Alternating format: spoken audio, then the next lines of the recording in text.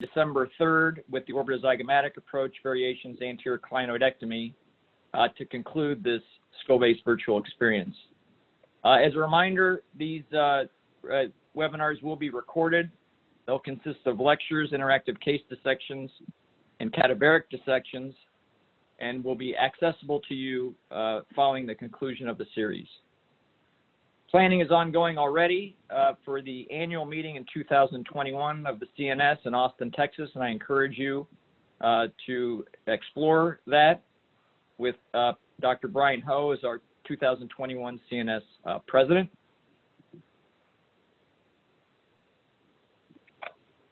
As a reminder, the Congress is your essential partner for online education. In addition to our virtual course offerings, as you can see here, multiple additional educational offerings are available to our membership, including online grand rounds, special symposia, journal club podcasts, and the very popular SANS Live. I'd also like to remind folks that Nexus is an educational platform we're very proud of. It's a case-based online learning tool, which is meant to be easy to use to find a case similar to a case you're currently perhaps challenged with, and will be referenced throughout the lecture series. Many of the cases that we'll be discussing can be found on Nexus with additional examples. So with that, I'd like to turn things over to our moderator for today's session, Assistant Professor of Neurologic Surgery at University Hospitals, Professor Abhishek Ray.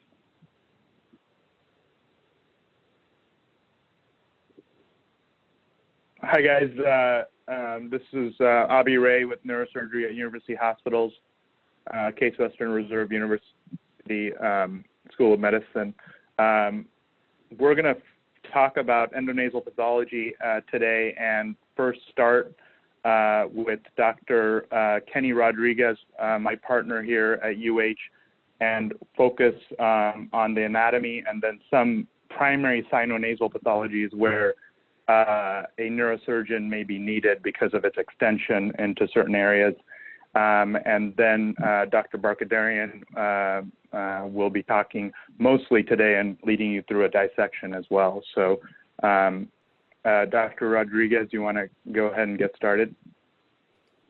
Yeah, absolutely. Thank you, Dr. Ray. Again, Ken Rodriguez. I'm one of the sinus surgeons at University Hospitals, Cleveland Medical Center. I want to thank the CNS for this opportunity, Dr. Bambakidis, my co-presenters. No disclosures. I did my residency at University of Pittsburgh. I did my fellowship at University of North Carolina. And at both institutions, I had a great opportunity to learn from some thought leaders in skull-based surgery. And I hope to integrate some of those things that I've gained in this talk today. You know, as neurosurgeons, you know, your training tends to begin at the level of the skull base, but it's very important to understand sinonasal anatomy, probably most notably for reconstructive options, but also the morbidity associated with removing different structures, going into areas that may not be necessary, because these can be things that often can be avoided. If you look at the photograph in the screen upper left, that's a 0-degree scope looking down the barrel of the left nasal cavity. Inferiorly is the inferior turbinate, and what you're staring at down the midline is the middle turbinate. This is a decongested nose, and I can't stress enough that before attempting any kind of endoscopic procedure, you want to make sure the nasal cavity is decongested as possible. Just from a lateral view, inferior turbinate, middle turbinate, and then superior turbinate, and we'll highlight each of those shortly. Whenever you start talking about the turbinates, especially when you're learning, they're excellent landmarks to prevent complications. The inferior turbinate, underneath it within the inferior meatus, is where the nasolacrimal duct drains. More often than not, that's not encountered during traditional co-surgery with neurosurgery, although we will often extend into that area for sinonasal cancers or pathology related to the nasolacrimal duct. The middle turbinate is critical because lateral to it, you're in the ethmoid cavity, but medial to it, you approach the ethmoid skull base, specifically the cribriform. So during approaches, if it's resected, you lose a very common landmark that we use to protect those structures during traditional sinus surgery. As you'll learn in this series, there are a high number of ways to get to the sella turcica. Some people removing it, some lateralizing it, some medializing it, but understanding its connections and especially the relation to the posterior septal artery, which we'll talk about in a few minutes, is critical. The superior turbinate is known within ENT as one of the most critical areas for smell. You know, that's often overlooked during these types of endoscopic procedures because we're going after something that's likely causing a lot more morbidity than simply not being able to smell. But awareness of the structure, making sure you're preserving as much as you can, is going to provide better long-term outcomes in terms of smell. Now, as for reconstructive options, that'll be covered in detail later on, but I'll highlight some of the anatomical relationships that you should be worried about and where different flaps can be harvested from. In terms of what can and can't be removed, in the non-malignant world, the middle turbinate can be sacrificed with little morbidity. If the inferior turbinate is resected or removed, there's an entity called empty nose syndrome, which a certain percentage of people will develop. Essentially what it means is that you're taking away the neural supply through the inferior turbinate that allows people to sense nasal airflow. Therefore, they constantly feel like they're congested, even though you have 2 and 3 times the airway that a normal person has. That is incredibly challenging to reconstruct, to return them to a normal physiology of the nose. There's a lot of psychological morbidity associated with this. And so again, in the cancer realm, if it needs to be removed, completely reasonable as part of the operation, but that's a structure that more often than not should be preserved.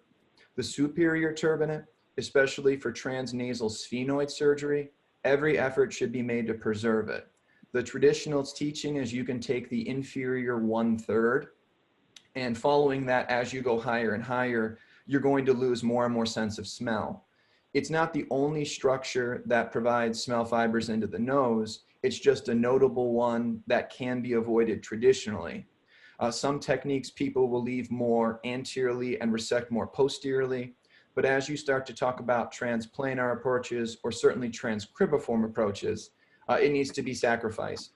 Another area where it's often taken out is ethmoid region CSF leaks, and it has to do with the draping of the nasal septal flap, the need to create exposed bone and removal of mucosa around the leak sites.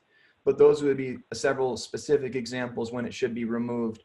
But in all other cases, it really should be preserved if at all possible. This is a photograph during an approach to the sella turcica, left nasal cavity. The middle turbinate has been resected. What you're seeing in the back area as being cauterized is the pedicle going to the middle turbinate that comes off of the sphenopalatine artery. It's a critical technical point that when you resect a middle turbinate, you really want to cauterize just on the artery that's bleeding and not cauterize the posterior choana.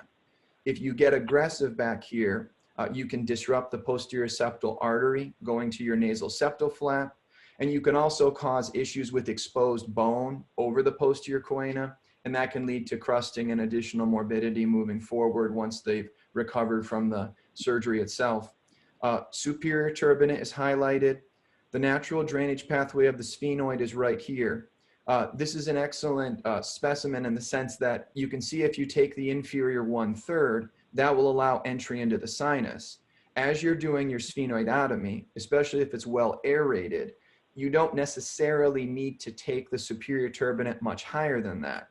Another technical consideration is that the side that you have the scope on, you can be a bit more aggressive and perhaps more preservation on the side that the instrumentation is going in on. But again, all efforts need to be made to make the approach as straightforward as possible and visualization as well as possible. Maxillary sinus, this is the free edge of the uncinate. You can think of the uncinate as the bone that's basically the door going into the maxillary sinus, and then the nasopharynx in the back. So, you know, I've been talking about smell a lot. It's something that on the otolaryngology end, we become fixated on when we're talking about inflammatory sinus surgery. The two most common complaints in patients who have polyposis is I can't breathe and I can't smell. And if they can recall smelling, it's something that they want to regain. And much of inflammatory sinus surgery is geared around superior turbinate preservation, maximal removal of polyps in those areas. So whenever we're doing skull-based surgery, some of that mindset is turned over when we're doing these cases. On the left, the animation you see are the olfactory filaments entering the nose through the cribriform. You can see that there's branches that go onto the septum, there's extension onto the middle turbinate and the superior turbinate. So the name of the game is just not being aggressive in those areas unless you have to be. Later, they'll describe techniques for nasal septal flap harvest. Things you want to consider is the heat of the bovie, the height of the bovie, and there's different technical things that you can do, different landmarks that you can use, but that'll be covered in detail later on. The clinical picture you see is a woman who has a medial ethmoid region CSF leak.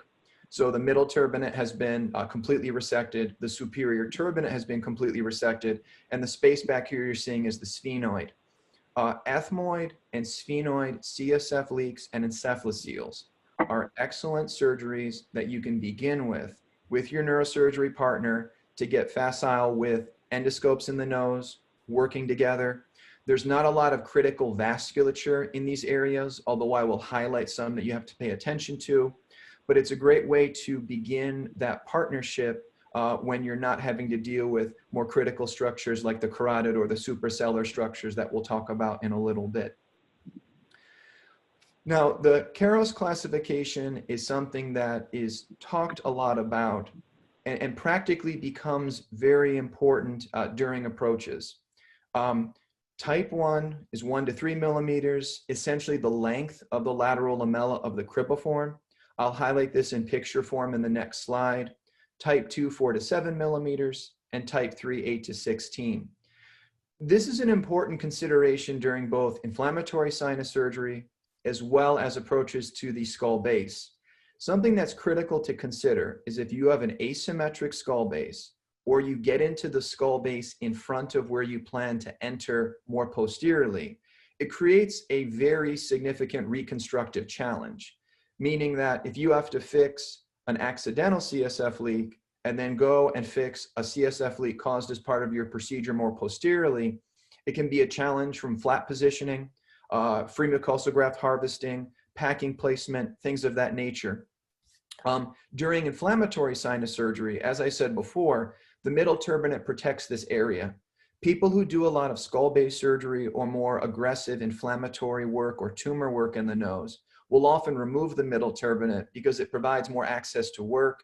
Many feel that it creates a better recovery, less areas of tether, but it's just critical when you're looking at your preoperative CT scans to look at asymmetries in the skull base, dehiscences, and also the position of the anterior and posterior ethmoid arteries that we'll talk about in a second.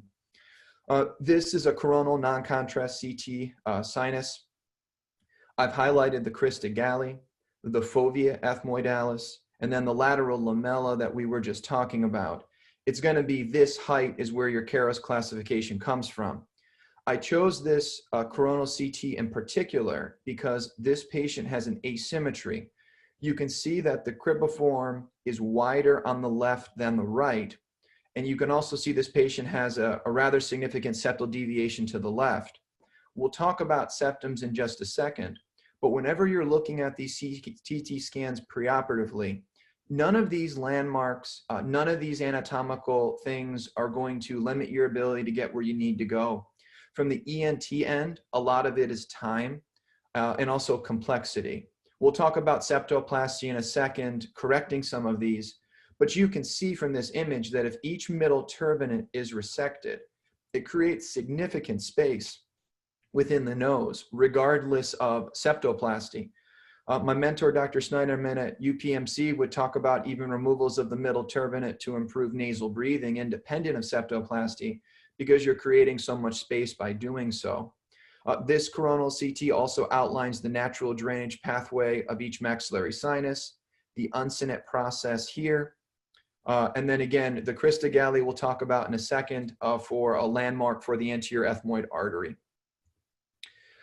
Now, in terms of how far you can go anteriorly during tumor surgery before you have to convert to an open approach, a lot of this is going to have to do with the patient's anatomy, especially anterior to posterior aeration of the frontal sinus. You have your anterior table, your posterior table, and then your junction with the ethmoid skull base. This in ENT land is called the bird's beak. All these structures can be drilled back to allow improved visualization to the frontal sinus. There are very important technical considerations when you start talking about going more and more anterior. Pathology specifically, like esthesioneuroblastoma, any kind of anterior ethmoid skull base malignancy, is that this work needs to be done with angled instrumentation. So again, these ethmoid region CSF leaks are an excellent opportunity to work with your neurosurgery partner, first working with 30 and 45 degree scopes, transitioning to 70 degree scopes, because there is a learning curve for that. Whenever you're doing these cases, often you'll do a superior septectomy, draft 3 drill outs, and these are things that will be discussed later on as approaches for resection. But there does come a point where you need to start going through the forehead, open approaches, but it's a lot of technical considerations and looking at imaging and also understanding your own comfort level with these approaches. Now, I'd like to highlight some anatomy with some cases because it might lend some more clinical applicability to what we're talking about. This is a gentleman who showed up to the otolaryngology clinic with persistent clear anterior nasal drainage from the left nasal cavity. He's a younger gentleman, late 40s, no history of trauma, but unilateral clear nasal drainage, especially reproducible clear nasal drainage, in otolaryngology is a CSF leak until proven otherwise. His drainage was sent for beta-2 transferrin and was positive. And you can see here that he has a skull-based dehiscence at the base of the posterior table, and that what you're seeing is an encephalocele extending into the frontal sinus. From a repair perspective, again, this will be covered in detail later on, but anatomical considerations: how far can you extend a nasal septal flap? How much can you release posteriorly to allow that to extend forward? And also the health of the frontal sinus following these procedures. These are technical things, but the anatomical constraints are very important. A significantly aerated frontal sinus is your best friend for any types of procedures like this. If there's not significant aeration, considering of drilling these regions, and if that's not a realistic possibility, consideration of open approaches, osteoplastic flaps, things of that nature to address the posterior table. But it's very important to consider this during your preoperative planning. This is a coronal looking at the nasal septal flap here.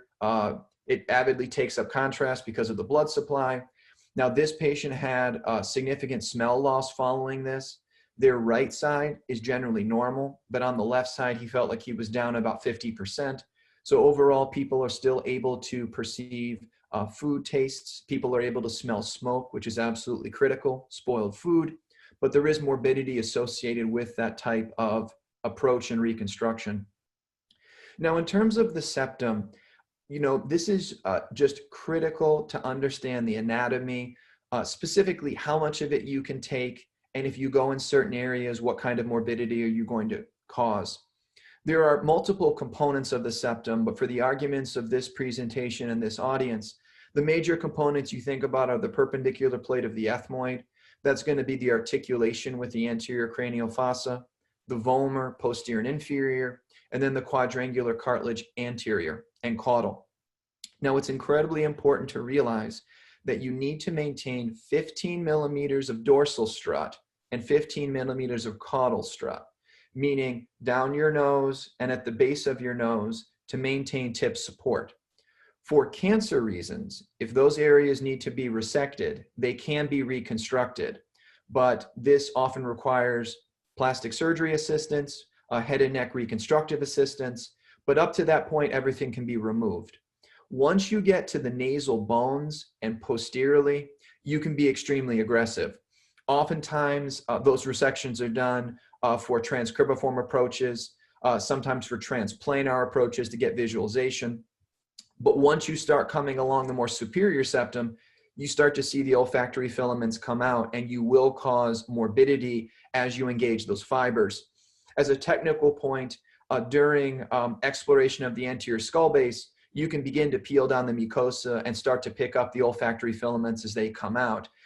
When you're fixing ethmoid region CSF leaks, you'll often come across olfactory filaments permeating the cribriform just as you're raising mucosa around the area of leakage. The red marks here are just showing essentially what you need to leave behind. For most sinus surgeons, if you're doing septal work, especially if you're doing endoscopic septal work, we'll make our incisions in the septum 15 to 20 millimeters into the nose, simply knowing that we're maintaining those critical structures so that we don't have an external change following a procedure. This is a axial CT non-contrast of a gentleman who presented with a rather large anterior septal mass.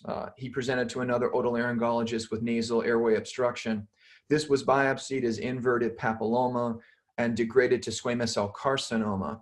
You can see that everything in this gentleman is centered within the anterior nasal cavity, pointing out some anatomy, nasolacrimal duct, nasolacrimal duct. These can both be sacrificed as parts of these resections. Dacrocystal rhinostomy is a procedure that we do to essentially connect the lacrimal sac directly into the nasal cavity and taking out the nasolacrimal ducts. You can see as you travel more posteriorly, this gentleman normalizes and normalizes. He was brought to the operating room for endoscopic resection. These are both coronal sagittal MRI. This is showing each middle turbinate in position, but his septum has literally been resected to his ethmoid skull base. This is the sagittal cut, is showing the nasal bones and then the resection and then what was left on the bottom of his nose. He had a gross total resection, but this shows the limits of how much septum you can take out before you either have to go through the nasal bones, which in some cases you have to do to obtain margins, or you start traveling through the ethmoid skull base. Now, septoplasty. So this is something that will be a bit foreign to the neurosurgery community, but septoplasty simply means removal of bone and cartilage that separates one nostril from the other. It's done for nasal breathing issues. The issue with doing it as part of skull-based surgery is that when you're harvesting a nasal septal flap, it's technically made far easier if you're cutting down to cartilage and bone than you're cutting flap to flap. So during skull-based cases, traditionally, we do not do septal surgery. We would simply harvest a flap, push by the area of deviation, and then allow them to heal in that fashion. You can absolutely harvest nasal septal flaps after septoplasty. It's just technically more difficult and probably takes 3 to 4 times as long. You'll also have a higher rate of septal perforation.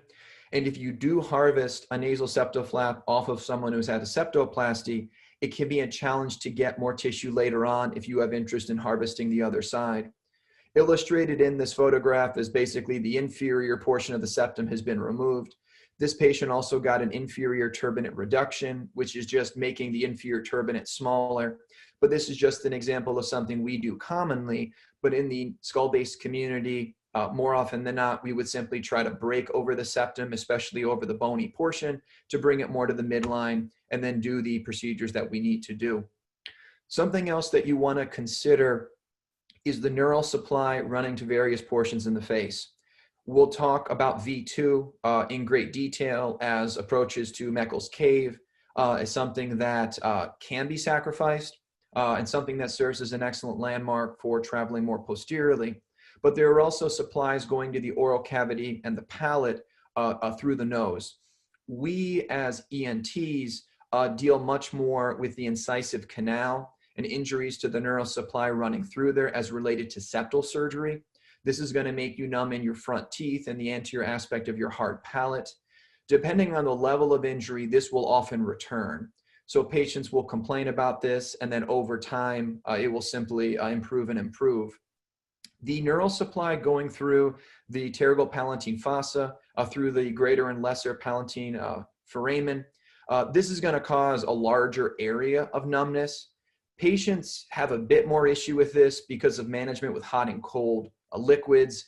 They can't feel their tongue placement in certain areas along the palate. You have to be careful during inferior turbinate resection, aggressive pterygopalatine fossa surgery, or aggressive maxillary surgery going through the back wall, because in a reasonable percentage of patients, these neural supplies can be dehiscent or overlying the areas with very thin bone. So neural injury to the palatine nerve supply you see with SPA ligations that are done endoscopically. PPF tumors are more rare, but the neural tumor schwannomas that you get in there, you can see these neural injuries. But it's simply something to keep in mind. Counsel your patients preoperatively. But these are all supplies that if they need to be resected as part of a tumor resection, the morbidity is low compared to other neural supplies that you can get into. This is an example of a V2 pathology in the maxillary sinus. So this is the left maxillary sinus. This patient's had a very wide maxillary antrostomy going to the superior aspect of the inferior turbinate to the back wall. She had a significant septal deviation to this side. What that essentially means is that her middle turbinate is going to be hypoplastic. And what you're seeing in the roof of the maxillary sinus is V2. As a general rule, during endoscopic sinus surgery, it is extremely challenging to get into that nerve. And it simply has to do with the instruments that we use typically do not extend far enough in the sinus to be able to traverse it. I have personally cut a single one of these nerves during inverted papilloma surgery, but we were literally drilling across the floor of the orbit. I got into the blood supply that's associated with the nerve, and when I cauterized it, that caused the neural injury.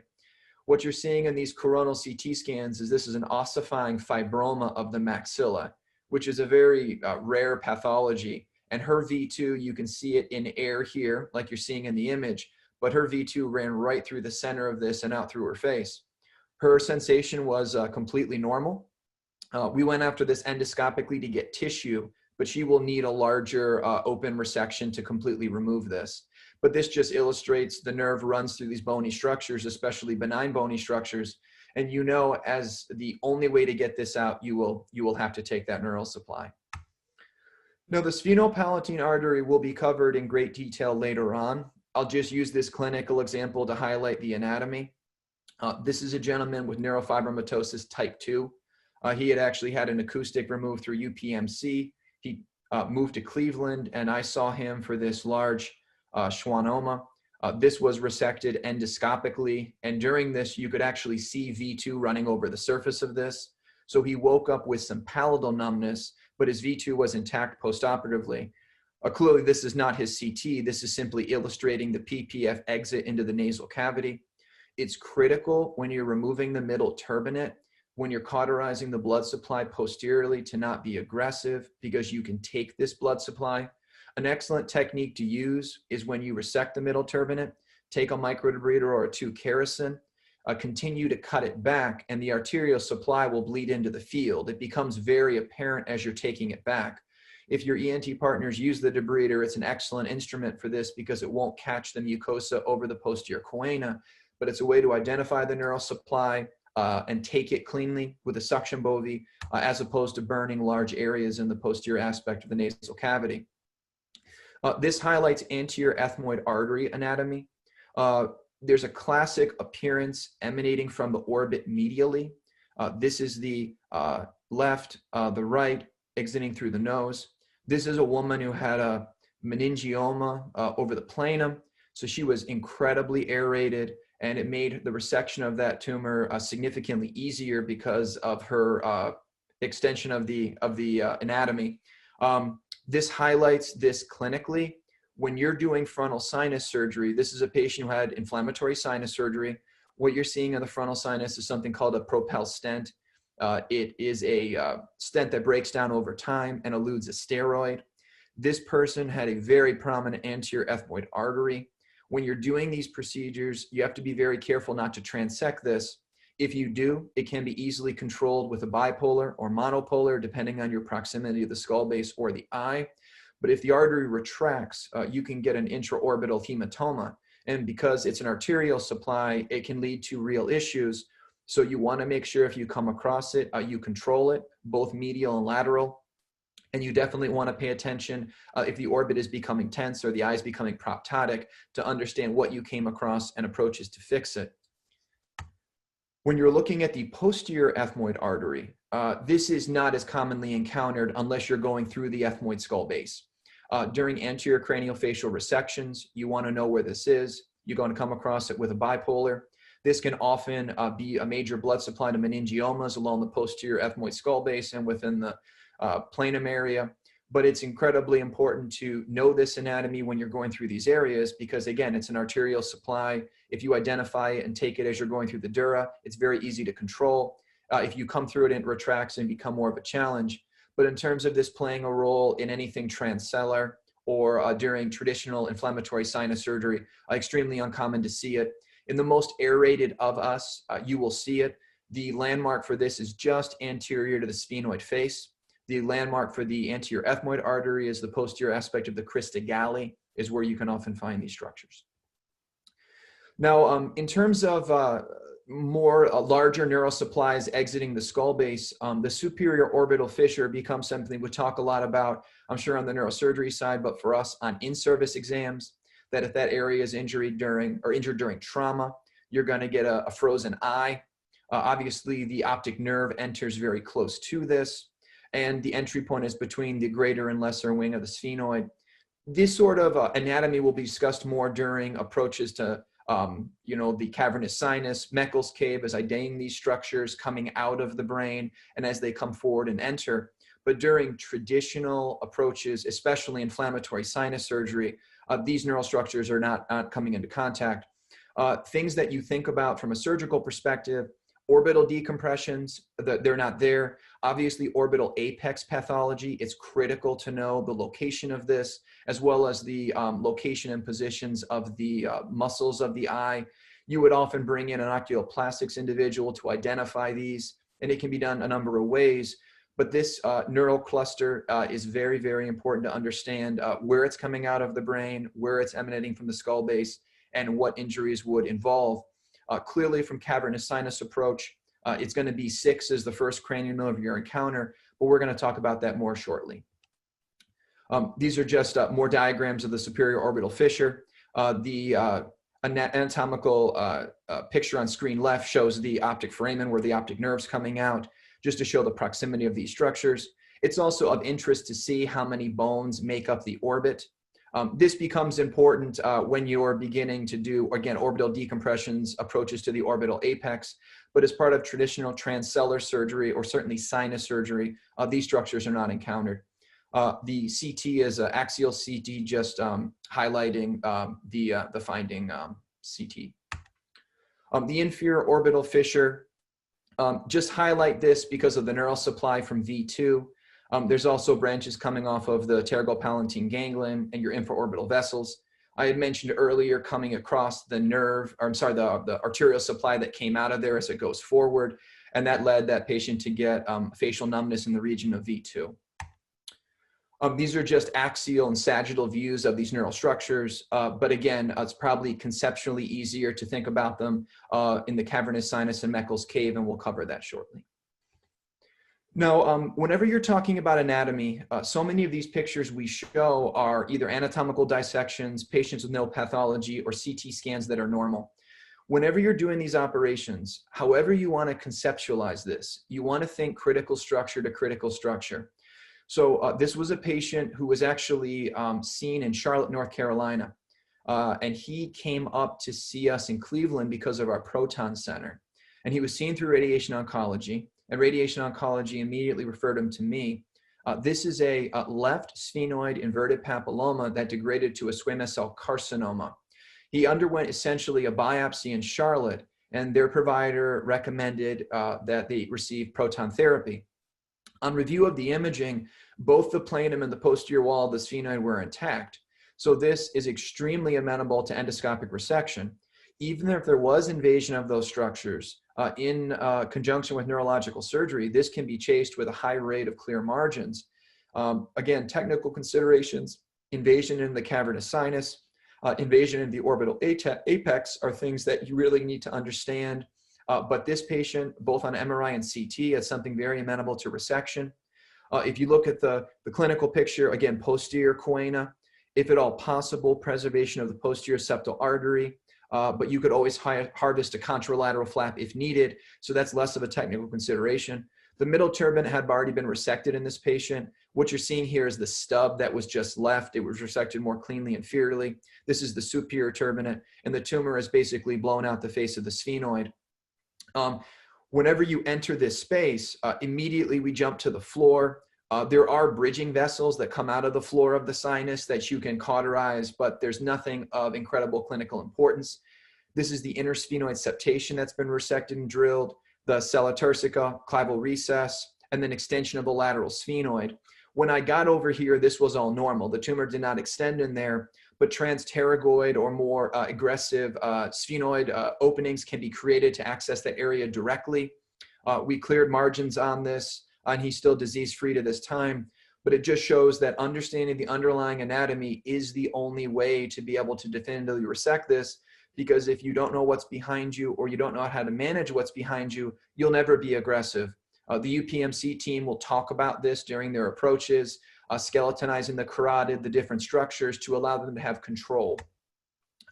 So basic sphenoid anatomy, as we're going more posteriorly, the Vidian nerve becomes important, first from the neurological surgery community to find the petrous carotid. From the ENT community, this is something that we target for rhinorrhea. It can be taken in the sphenoid. More often now, there are new products that can be used to burn the neural fibers within the posterior nasal cavity as a treatment for ongoing nasal drainage. But knowledge of that structure is important for, again, approaches to the carotid. In a well-aerated sphenoid, this is not a well-aerated sphenoid, but you actually have a gap between V2 and the Vidian, and this can be a region where people get CSF leaks. The most common is going to be along the ethmoid skull base, but a reasonable percentage come in that area. The more aerated they are, the more technically challenging approaches. But as I said, there's transpterygoid approaches to widely expose these areas, and knowledge of pterygopalatine fossa anatomy is important for those. The clival recess, the sella, tuberculum, planum will all be covered shortly. You see optic nerve superiorly, anterior clinoid anatomy, understanding everything in this cut is critical. Pterygoid plates are highlighted as well. So this is a clinical picture, right sphenoid, the OCR, the UPMC folks will talk a lot about that and what that structure means to them surgically, carotid artery traveling, and optic nerve. Whenever you're doing optic nerve decompressions, it's often easy to pick up that bone further back along the orbital apex and the lamina papricia to find your plane, and then bring it more posteriorly as you're drilling. Now, this is an extremely well-aerated sphenoid. This is the patient that was mentioned previously that had a planum meningioma. You can actually see the optic nerves are almost sitting in the middle of this structure. You have to be very careful. Anode cells, which is a posterior aeration of a ethmoid air cell into the sphenoid, will aerate significantly above the optic, and it can make people feel like this is simply a septation within the sinus. Those are the cases where you can traverse this because you're thinking you're removing a septation between the ethmoid and the sphenoid. So it's absolutely critical to understand that where the optic nerve is, obviously you would pick that up in your preoperative imaging, but this is where image guidance becomes absolutely critical because it will save you from a significant complication. In this patient, you can actually see the vasculature of the carotid. Extremely easy to Doppler and extremely thin bone. The clival recess aeration is often of note, but if you're doing any kind of clival surgery, or more often, you're trying to reconstruct a large cellar or supercellar defect, draping a nasal septal flap into a well-aerated clivus is an extreme technical issue because it's so, it takes up so much of the length of the flap. So when they talk about reconstruction, often in these cases, you'll actually drape the flap laterally over the orbital apex and drape it left to right, as opposed to inferiorly to superiorly, simply to not have to make the flap as long or not have to release it as much off the PPF as you would otherwise. And this is just an overall picture of the sphenoid. The individual components will be broken apart later on, but I would encourage everyone to look at anterior clinoid anatomy, the different segments of the posterior wall of the sphenoid, understanding the clivus and the relationship to abducens, and just understanding the global perspective, because you're never going to see something opened up like this. The best you're ever going to do is cadaveric dissection, where you can remove structures in front of it and try to pick up different things. With your knowledge as neurosurgeons of open approaches, you're going to think about this anatomy differently from top to bottom. But endoscopically, a lot of this is encountered following careful dissection over critical structures. So understanding what it's attached to, different dural releases to make resection easier.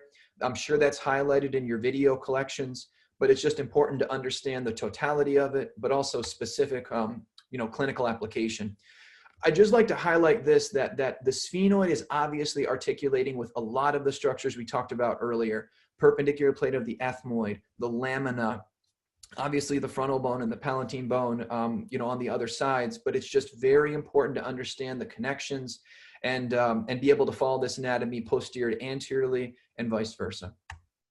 And then finally, the nasopharynx. So something for ENTs that's traditionally thought about as an area for adenoidectomies and nasopharyngeal cancers. So not as much surgery is performed in these areas.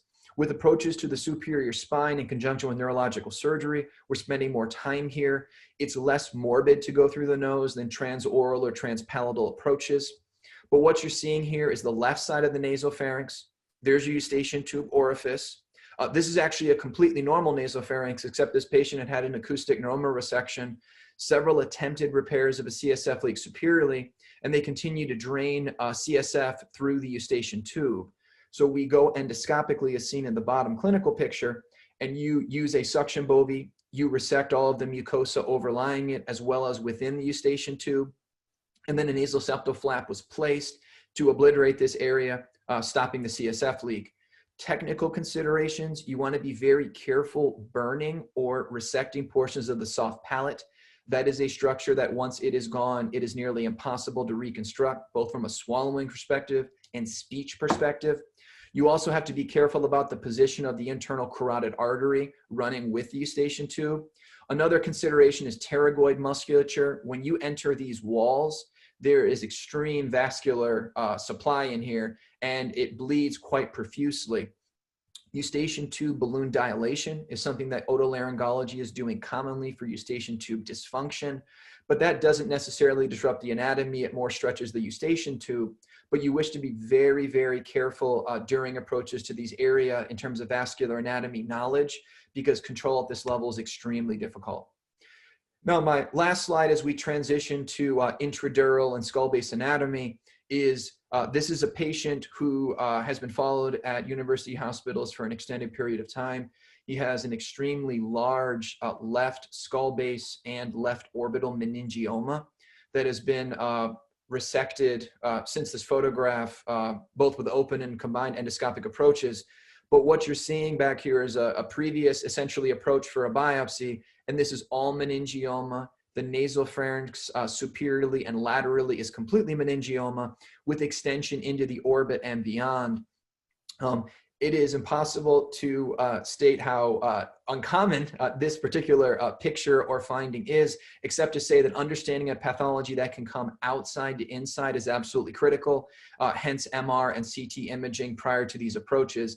But this would be something that would require a significant communication between ENT and neurosurgery to be able to chase something this large and this lateral. Every lecture like this will end saying that skull-base anatomy is intricate. We all accept that, understand it, but I can't encourage you enough not to learn it all at once. Every lecture you listen to, try to focus on one thing. If you're doing a cadaveric dissection, try to focus on one neural structure. I spent 4 hours one day just cleaning out the pterygopalatine fossa, following the palatine nerves, following V2, following Vidian. And if you spend time just really focused on those areas, then read papers specifically addressing the anatomy in those areas, that's how you'll progress. Always keep in mind that tumors alter the anatomy, but as you take them out, image guidance may not be real time. People will always talk about picking up structures in the nose and following them back, because as the tumors are removed, you can follow the anatomy, not necessarily what you're seeing on image guidance. Preoperative planning is critical. When you're working with people who have done it a lot, it seems almost effortless. But whenever you're beginning, you want to think about reconstructive options, technical considerations for vascular control, as well as, is this gettable at my institution? And then it's critical to counsel patients on expected morbidity. You know, for someone not to understand they're going to wake up with their face numb or their palate numb, when it's an expected, known issue with an approach or resection, it just is going to strain the relationship later on. Patients who understand what they're walking into have much more realistic expectations on the other side. And so you'll find your ENT partners constantly talking about smell loss, function of the nose and sinuses, oral cavity numbness, V2 numbness. And we often leave it to our neurological surgery partners to talk about the CSF leak component, cavernous anatomy, and potential complications. But it's important that both teams understand what's being covered and reinforce the discussion of the other side. That concludes the endonasal anatomy portion of the talk. If there's any questions, please feel free to ask, forward them to Dr. Ray. But if there's not, I'll turn it back over to Dr. Ray to introduce our next speaker, to turn over to sellar and parasellar anatomy. Thanks, Kenny. That was a great talk. I did have a question. You know, can you talk a little bit about, you know, you guys are often the first to see encephalocele and CSF leaks. How you decide between whether you're going to do a nasal septal flap repair or a pericranial repair or things like that. Can you talk a little bit about that?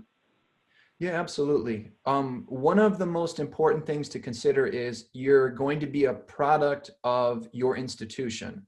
So at University of North Carolina, there is a skull-based individual there who strongly believes in vascularized reconstruction. So it's nasal septal flap, pericranial flap, anything that has a vascular supply. There's another individual there who very much believes in free graft reconstruction and has demonstrated it to be very hard in reconstruction of both small and larger skull-base defects. For me personally, if it's a spontaneous leak, essentially something we're believing is related to intracranial hypertension, I am a big proponent of the nasal septal flap. I feel like it's a hardy reconstruction. It can be placed essentially anywhere within the nose, including, you know, those pictures earlier today of even along the posterior table. The consideration with that is going to be smell loss, smell hit.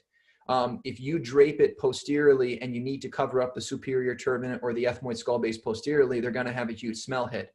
If you can make it long enough where you're preserving the superior turbinate and there's enough of the gap between the superior turbinate and the leak area to reconstruct, it's a great option. I would not personally feel comfortable with something like alloderm or free graft in that particular clinical situation, but it is certainly a reasonable place to start if that's your comfort level or that's what your training has shown you to do. In regard to pericranial flaps, that would be something for an extreme anterior leak or something where the nasal septal flaps are not available in cancer situations, or they've been utilized for other reasons as part of a previous reconstruction. The biggest issue with the pericranial flap is simply tunneling it. There's not a terrible amount of morbidity from the harvest site, especially if you're a woman or a person with a thick head of hair. A person like me in 10 years will really see it, but I think that the reconstruction is extremely hardy. The other thing to consider is Duragen underlay or whatever dural material you're using can be helpful as a second line. And also what you're putting in the nose, making sure you're approximating the flap tightly, because the key is whatever you use, make sure it's an approximation 360 degrees and at least several millimeters in all orientations. Often along the anterior skull base, you can get a centimeter easy, but the more the better, and the better approximation you have, the better your result's going to be. Okay, thank you very much, Kenny. Those are some good points. I'm pretty sure we could see a bicoronal incision on you right now, but 10 years as optimistic. But anyway, so I think one of the things that I will highlight for the neurosurgeons is that, especially, you know, when you're starting to do endonasal work, something that Dr. Rodriguez talked about is that it's really disorienting initially to use angled scopes, so 30, 45, and especially 70-degree scopes to do cases. And this is a good way to initially start doing those. So when you are working with your ENT colleagues, you know, even though 80% or so of cases or even more are going to be of your work is going to be with a 0 degree or maybe at most a 30-degree scope, to just, ask them to bring in a 70-degree scope, 45-degree scope, see how it feels in your hands, because it is extremely disorienting. And then the other thing I would suggest is that, Dr. Rodriguez showed a lot of CT scans, so CT sinuses. We're very used to, as neurosurgeons in our training, to look at MRIs and cadaver dissections and things like that, and not so much of CT pathology in the sinuses and where that anatomy is. And I'd encourage you guys to look at that and study those films preoperatively. And then next, we're going to have Dr. Barkadarian talk. He did his fellowship for endonasal surgery with Dr. Ed Laws, and he's at the John Wayne Cancer Institute. I've personally learned a lot from him, from his contributions, and especially on Nexus. I mean, you can go on right now, and there's multiple cases that he has of endonasal surgery with videos and anatomy that is really helpful, that I'm continuing to learn from. So I'm going to hand it over to you, Garni, whenever you're ready.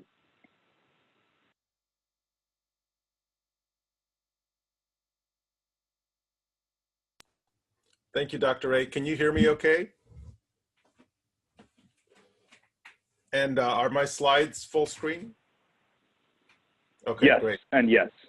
Excellent. Thank you. Oh, and then one thing before you get started, guys, feel free to ask questions on the chat box, and I'll kind of interrupt and moderate. We're gonna, this is obviously a virtual experience, but we're trying to make it interactive. So please feel free to ask questions via the chat box.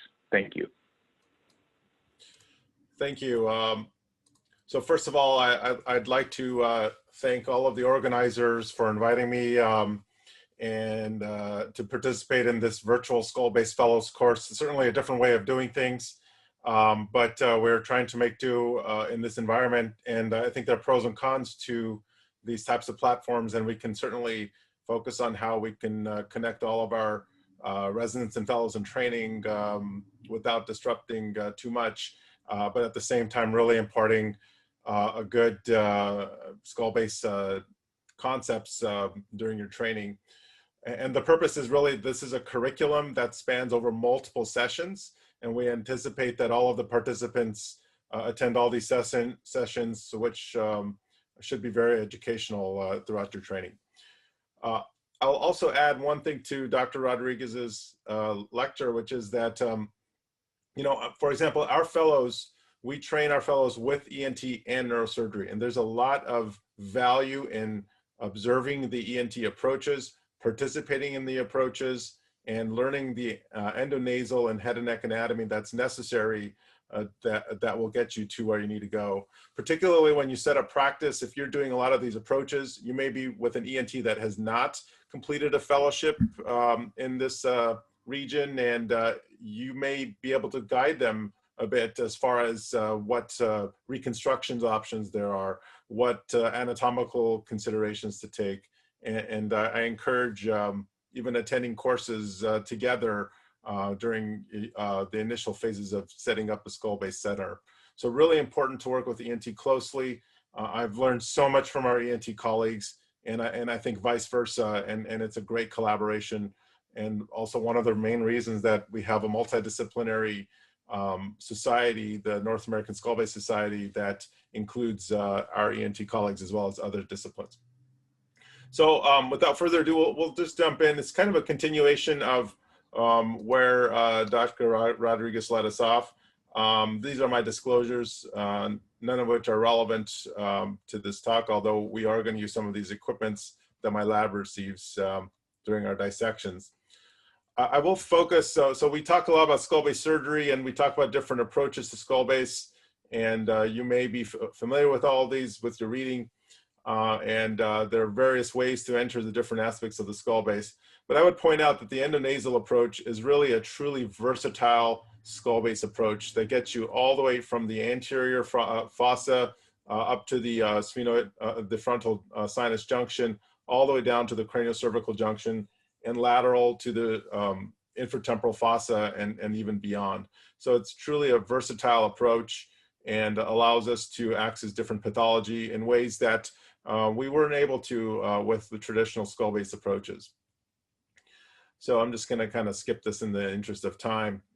So some key anatomy I think we need to pay attention to. I will talk a little bit more about this during the dissection, but just to set a framework here, the carotid artery is really one of the main anatomical markers for us, and particularly, so this is an endovascular grading system of the carotid artery. Actually, Dr. Prevedello and his team at Ohio State has developed a endoscopic grading system or nomenclature, but basically understanding the course of the petrous carotid artery, the horizontal and vertical segments, as well as the clinoidal segment and beyond is really critical in approaching tumors in this location with this approach.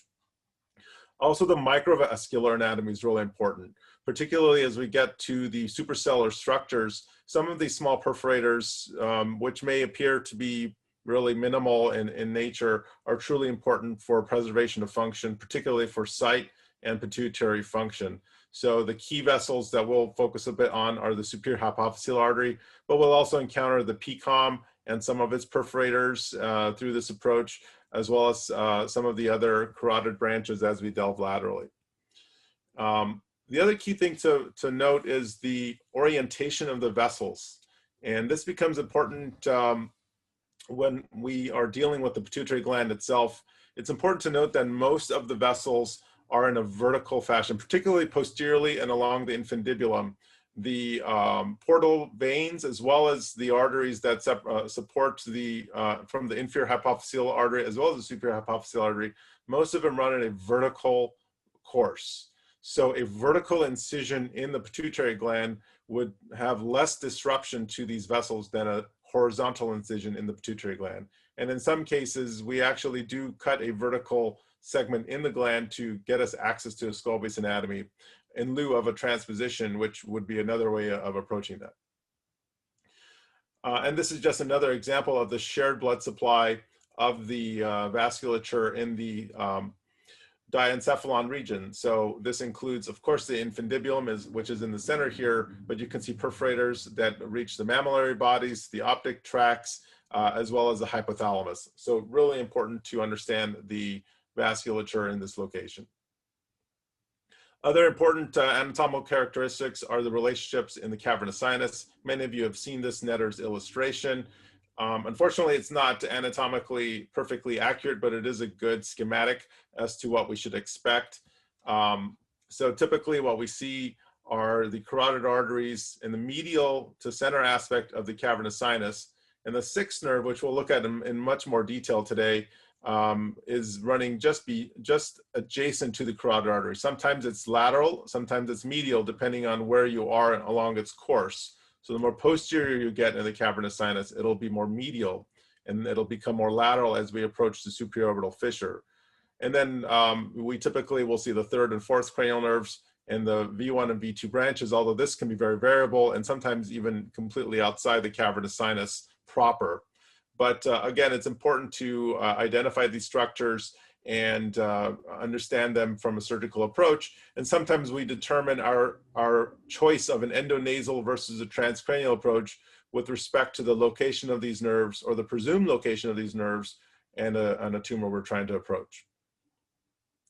Dr. Rodriguez went into some depth about the pterygopalatine fossa, so I won't delve too much on this, but it's just important to note that there are more than just the cranial nerves involved. The Vidian nerve is very important.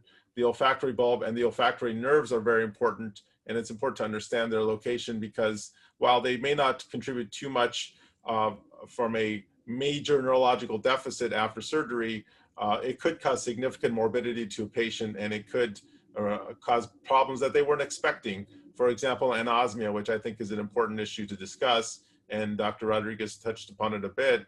It's really important to, as best as we can, to preserve these nerves. I'm going to skip this because it was already covered. One of the mechanisms that we use to preserve olfactory function is our manipulation of the nasal septum. So you may have seen this diagram. This is a schematic demonstrating the way we would make the incisions along the nasal septum for a nasal septal flap. So of course it starts at the sphenoidosteum and it comes along the nasal septum horizontally, and then it comes up just to the superior aspect along the nasal bone, all the way to the mucocutaneous junction anteriorly, and then inferiorly you can come down to the floor of the hard palate, and even lateral if you need to, and then comes up back up to the choana. So this will give you the nasal septal flap. But what we have done in our practice and many other practices, I understand this is already happening at the university hospitals, and I know that the Ohio State team has been incorporating this, and at Brigham and Women's, is that we perform what's called a rescue flap. A rescue flap, you basically make an incision just at the posterior part of the superior part of this larger incision that one would make for a nasal septal flap. And this is the incision that we make here. We start at the sphenoidosteum. You make a cut that with a little relaxing incision laterally, but along the nasal septum medially. And here's the superior turbinate, middle turbinate for reference. And what does this do? This preserves the olfactory fibers that are coming down, so we are able to preserve sense of smell. It also preserves the pedicle, and this allows us to, instead of removing nasal tissue, but incising it and moving them out of the way, and this allows for preservation of the vasculature. And with this approach, we've decreased our posterior arterial epistaxis rate significantly. So this is just an example of how we perform this. So here are the turbinates being lateralized. Here's the middle turbinate being lateralized, and you can start to see the superior turbinate behind this. As we get in, we start to see the opening of the sphenoidosteum. There it is. And here we have a nice relationship. You see sphenoidosteum, superior turbinate, middle turbinate. From the os, it's typically 9 millimeters to the pedicle. And it's about 1.5 centimeters to the top of the choana. But so long as you stay between the ostium and the pedicle, you won't damage the artery. We then make an incision that parallels the middle turbinate, and we hockey stick it up at the anterior part of the middle turbinate. You find the mucoosseous plane, and we're able to dissect this down very nicely. There's a relaxing incision laterally along the posterior aspect by the sphenoidosteum.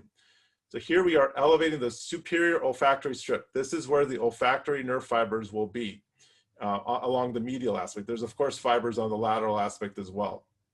And this is the same cut on the opposite side that we perform. Again, here's the ostium, and then we're able to make the same incision along the opposite side. Sometimes with the Bovie, it'll cut through and you can actually see the incision from the other side. But this is just a nice example of how when we do it on both sides, we're able to very nicely create this plane. This is the choana. We use 1/2 by 3-inch patties that we've cut the string off, and we had to get permission to do that, believe it or not. But we call these the special patties, and we insert these patties into the choana, and this depresses the inferior part of the flap, the rescue flap. It depresses it inferiorly so that it doesn't get in your way. Eventually, it'll have some memory and it'll stay down there, but for the beginning, probably hour of the dissection, it needs to be pushed down so that it doesn't get in your way and give a nice inferior exposure down to the floor of the sphenoid sinus. And then now what we do is we just enter the sphenoidosteum. We make cuts on both sides of the posterior aspect of the nasal septum. So that's basically part of the vomer and the perpendicular plate of the ethmoid. And we have a nice exposure here. Now here's a 30-degree endoscope looking superiorly. We call this the A-frame. So there's the, just go back here. We can see both superior olfactory strips here on the right and left. And here's a perpendicular plate of the ethmoid, which has been resected. This is the anterior margin of the sphenoid rostrum superiorly. And by resecting some bone here, you're going to release the superior olfactory strips. Interestingly, you can actually see the nerve fibers along the superior olfactory strip. So we're able to preserve these anatomically very nicely. And then by releasing these flaps superiorly, they will just stick up with just the stickiness of the blood. You don't really have to worry too much about them. Sometimes they fall in the way, but usually they stay out of the way. And then you have a nice access to the sphenoid sinus. without resecting any of the nasal sinus mucosa, and we preserve all that function after surgery. And this is a typical reconstruction, bringing everything back into place prior to closure. So it's just important to preserve that anatomy in that location, and it does have some functional repercussions. Once we do this, we have a nice access to the sphenoid sinus contents. We'll talk a bit about this in depth, but it's a very nice panoramic view with the endoscope. Of course, identifying the sellar fossa, the cribriform the claval recess, the carotid arteries on both sides, the optic nerves. Obviously, Dr. Rodriguez has talked about some of the anatomical variations there. We'll talk a little bit more about this as well. More laterally, we see the optic nerve here and the internal carotid artery with the lateral opticocarotid recess, the lateral OCR. And this is an important structure to memorize and identify in surgery. Sometimes it's not pneumatized, so sometimes you may not see this, but when you do see this, you'll know exactly where the optics and carotids are, and then you can identify if you have an Onodi cyst above it or not, because you don't want to accidentally drill into it, assuming that that's just the roof of the sphenoid sinus. So you've seen this diagram. It just shows very nicely the relationship, of course, of the sphenoid sinus, but the superior orbital fissure, the foramen rotundum, and the inferior orbital fissure, as well as the Vidian canal. So these structures are critical to appreciate. And I'll reiterate Dr. Ray's comment that obtaining a CT scan preoperatively is very helpful. We are very reliant on MRIs, and that's perfectly fine for the pathology that we're looking at. But a quick CT scan, which we sometimes use for navigation purposes, we even have it in our office where we can do like a dental CT scan where you just look at the bony anatomy, is super helpful to identify some of these structures. And of course, if there's more concern, a CT angiogram is helpful as well. This is a very nice diagram from Rotan's group, looking at the variations of the sphenoid sinus and its relationship. And this is the VR line, so the Vidian rotundum line here. And it's important because, for example, the image that Dr. Rodriguez showed, these were very close together. And in some cases, they're far apart. And this actually allows you sometimes to access the lateral recess of the sphenoid sinus or not. So this will help us determine what approach to take, particularly if you have an encephalocele or a lateral pathology in this location, how we're able to approach this area. So these are just some examples of variations in pneumatization. And you can see pneumatization extending laterally to the middle fossa and also inferiorly along the pterygoid processes. And sometimes the rotundal portion is very inferior.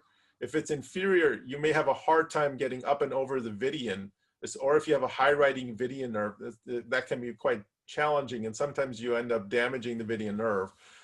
So you want to identify that, and if it's very high and it's just not feasible, sometimes just the transcranial approach would be the better way to do it. But these are important structures to identify in your preoperative planning. And here's some sagittal pneumatization patterns that we typically see.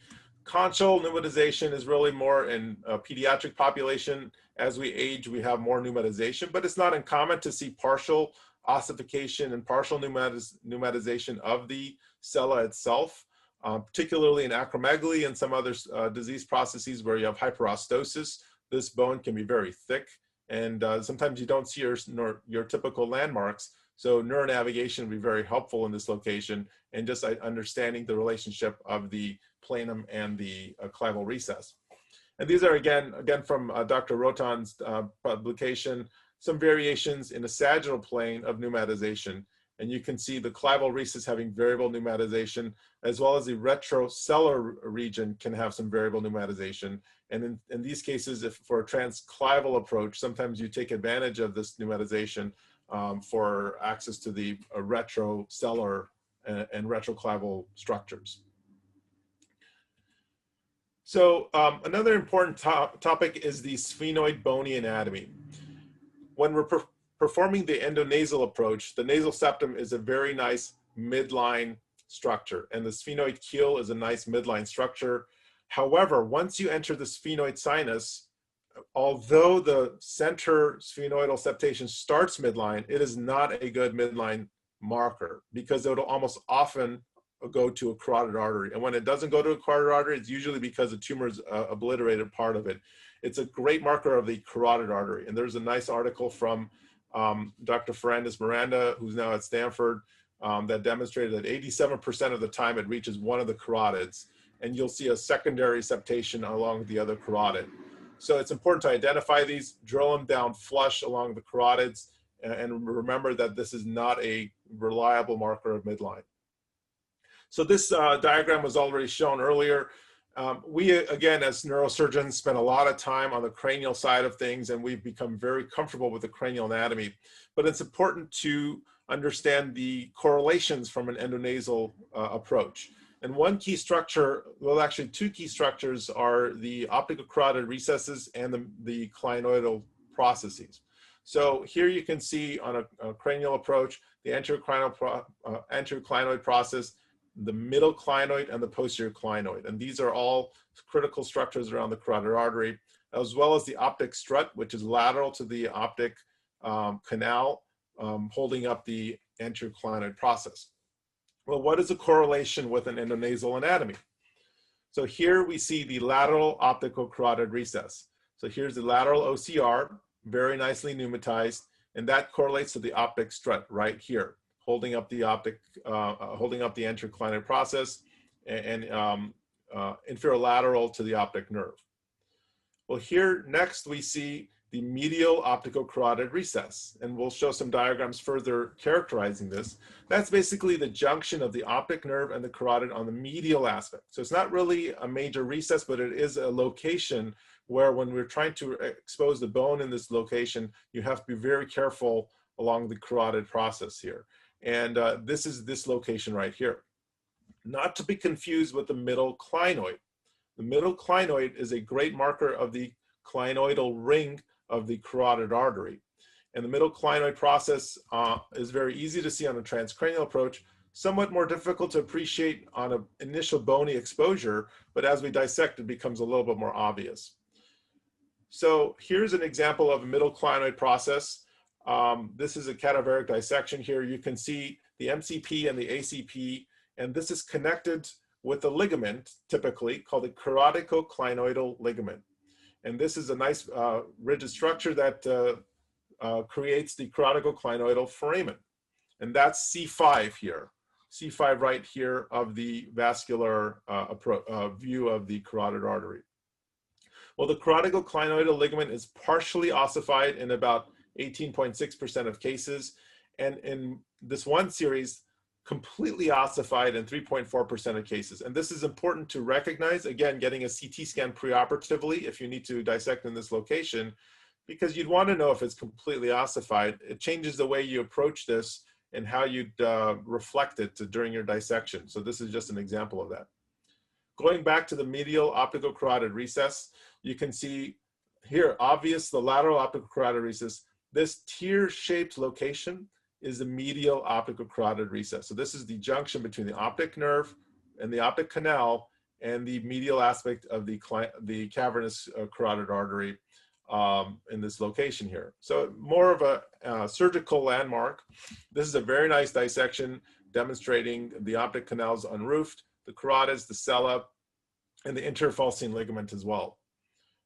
Here you see a relationship between the medial opticocarotid recess and the middle clinoid. So definitely different locations here. Middle clinoid is more inferior, but an important landmark, because if you need to transpose this carotid laterally, or you need just access to reach more lateral locations here, particularly for a tubercular approach or a transcavernous approach, then it's important to resect this piece of bone, typically a pyramidal shaped bone. We'll show some examples of this further here.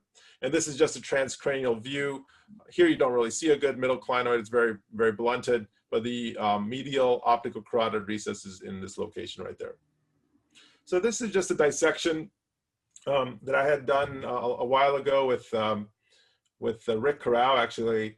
Here you can see, as we dissect around, you can see the blue of the carotid, of the cavernous sinus, and you see a little bony ridge here, and you can put a dissector there and you feel it's not as smooth behind it, and that's the middle clinoid process. So then one would drill it down, thin it down, and then once you have it eggshell thin, you then can use a dissector to reflect it.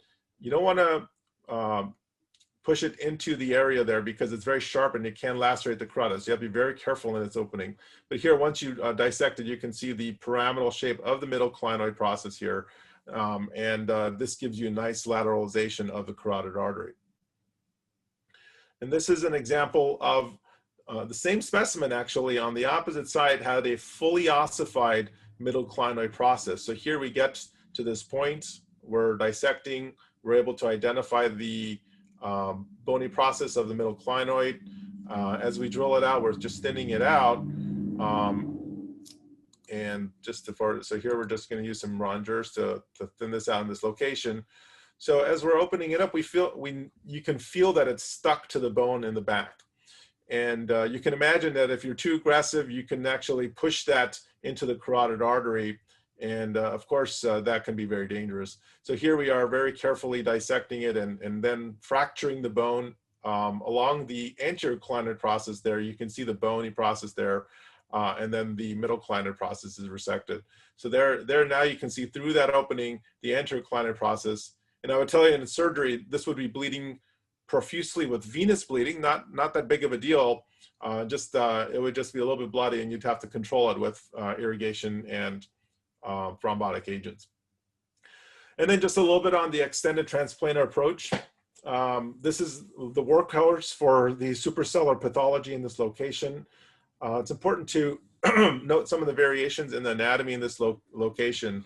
So here, this is the tuberculum sella. This is the posterior aspect of the planum.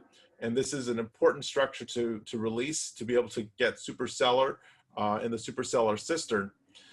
In some cases, you may have some bony variation. So here you can see a very posterior ethmoid sinus here. And you can see that while you may think from an endonasal approach that that's the tuberculum, because you may not see this, by studying the anatomy, you'll note that no, the tuberculum is much higher and you'd have to take the shelf of bone. So you have to watch out for these bony variations. Once it's exposed, we'll show this in the dissection a bit more. Then the circular sinus is divided. I like this eye-shaped incision that is diagrammed here, where you come above and below the circular sinus, and then you can control the circular sinus, cauterize it or clip it, and then open the dura in a book type of approach, an open book type of approach. This is another way of doing it, but again, it's important to take care of the circular sinus because it can bleed very profusely, particularly if it's not compressed. So craniopharyngiomas, typically it's not compressed, so it'll have a robust blood supply. In meningiomas, it's often compressed and it's easier to deal with, but important to recognize this nevertheless. So this is just a dissection that I performed in our lab. I'm just gonna kind of fast forward this. So these are the bony septations that are important to identify. So here you see the sphenoidal septations being dissected. Here's the sellar fossa here. Here's a clival recess. But there are some bony structures that are obstructing our view. So you have to spend a lot of time very carefully dissecting this out.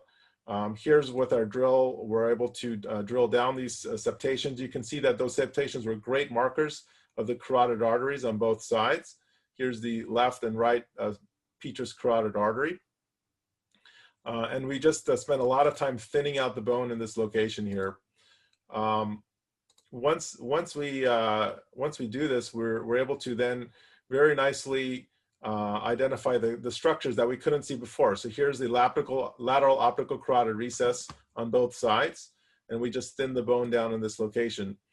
When we expose the sellar dura, which I think is the place I like to start, I like to drill this out and then use a kerrison rongeur to open this up. So here you can see a kerrison. We use this to dissect the dura and find your plane. You can actually see the dura being reflected through the bone. And you can see this in surgery as well, not just in the cadaveric specimen. And this will tell you how you're doing with your kerrison, that you're not pinching the cavernous carotid dura, cavernous carotid itself, and allows you to use the back end of the kerrison to help dissect this area out. So once you do this, now you can see the circular sinus. We're able to then utilize this to continue our exposure. This is just an exposure of the middle clinoid here. So here you can see we've come lateral to the middle clinoid process. So this is where the middle clinoid is going to be. We'll get to this in a second here. This is just exposing a bit more of the cavernous carotid in this location. So here's our dissector. We see the middle clinoid. It's an indentation into this area right here. We utilize a blunt nerve dissector to palpate the middle clinoid process. You can use it to take some of the bone off, and then you can use either a drill or Kerrison rongers to expose this area. And then here you can see the middle clinoid's been reflected. Here's that parameter sector here, and then here's that portion where if you go through this area, and I think I show this with this dissector, you can enter into the anterior clinoid process along the interclinoid portion of the interclinoid process in that location. So this is the same on the opposite side. I'll just show the final product here. Once you've exposed the carotids, then it's important to expose the planar dura. So again, just very careful dissection here. Sometimes the dura can be quite thin in cadaveric specimens, and just important to preserve that. And then you want to decompress the optic nerves. So here's the optic canal on both sides, the right and the left side. And here we are on the left side, very carefully drilling it, eggshelling the bone, such as very thin, and then you can utilize either a thin dissector or a thin ronger to get into that location here. So this gives you a nice exposure of the carotid canals as well as the the optic canals as well as the carotid arteries in this location. And then here is just the reflecting of the bone here that we've eggshelled to expose the optic canals here.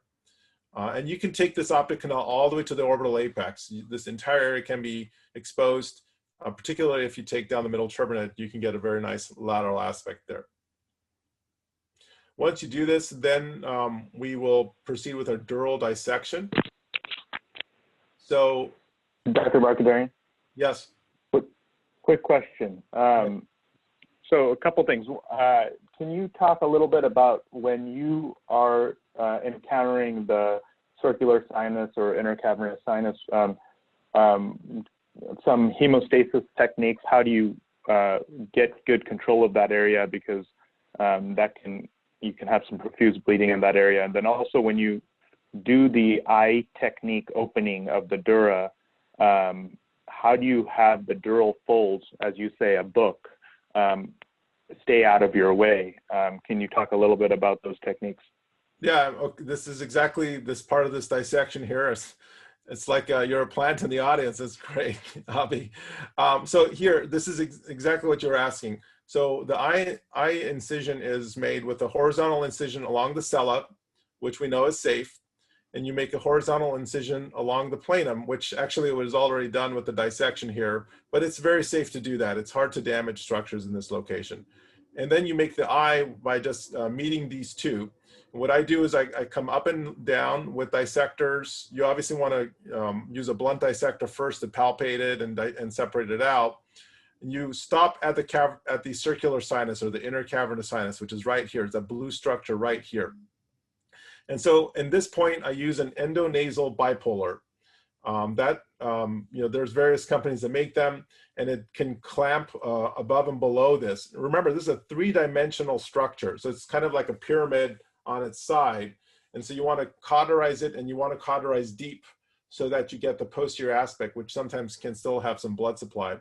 Once you cauterize it, then you cut it and you open it up. If you don't do that, if you open it and then cauterize, you can actually open the leaves of the dura further and cause more bleeding, which is challenging. And at that point, then you would use like a thrombotic agent like Surgifoam or Flow Seal. And you don't want to be overzealous with that because you don't want to cause a cavernous sinus syndrome by packing off the cavernous sinus. It's hard to do with the circular sinus, but certainly we've seen people have had some challenges with that. So it's important to have good control early. If it's a very robust circular sinus, you could put a WEC clip across it, but then you have to deal with what are you going to do with that WEC clip as you're dissecting further. Then what I do is I cauterize this dura up and down, and it shrinks the dura laterally. and it allows for a nice lateralization there. If you have to, you can resect it as well, but the cauterization is pretty good, particularly for craniopharyngiomas. It'll just stay out of your way. If it's a meningioma, then you would just resect that dura because that'll be part of the pathology that you want to remove. So this is just further dissection. Here we are actually entering into the medial cavernous sinus right here. And this is the clinoidal ring that we're cutting sharply here.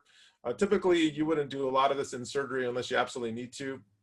I'm just showing this dissection to really appreciate the some of the bands that you can see in the cavernous sinus here. And you, particularly early on, you may confuse that with nerves.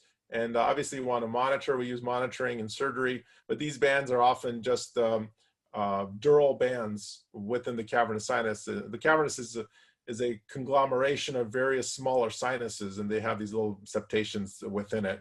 But you can see the anatomy in this location. So we're just going to jump to the suprasellar segment here. So initially, when you get there, you see this arachnoid membrane here. So you want to dissect the arachnoid off to identify these vessels. And these are those vessels that I think are really critical here. So here you see the superior hypophyseal artery coming into play. This is actually the ophthalmic artery that was going into the optic foramen. And then these are all coming off the carotid, which is right here. But as you dissect this area, you can identify two branches off the superior hypophyseal, and they're usually at 90 degrees, so it's easy to identify. One branch goes inferiorly to the infundibulum, and one branch goes superior-laterally to the optic nerve, and it feeds also the optic chiasm. So I typically try to preserve both of these branches in surgery because I worry that if I cut one, it'll put more strain on the other, and I don't want to jeopardize vision. But if you have to, for example, if you're resecting the infundibulum, then you have to cauterize across it and cut it.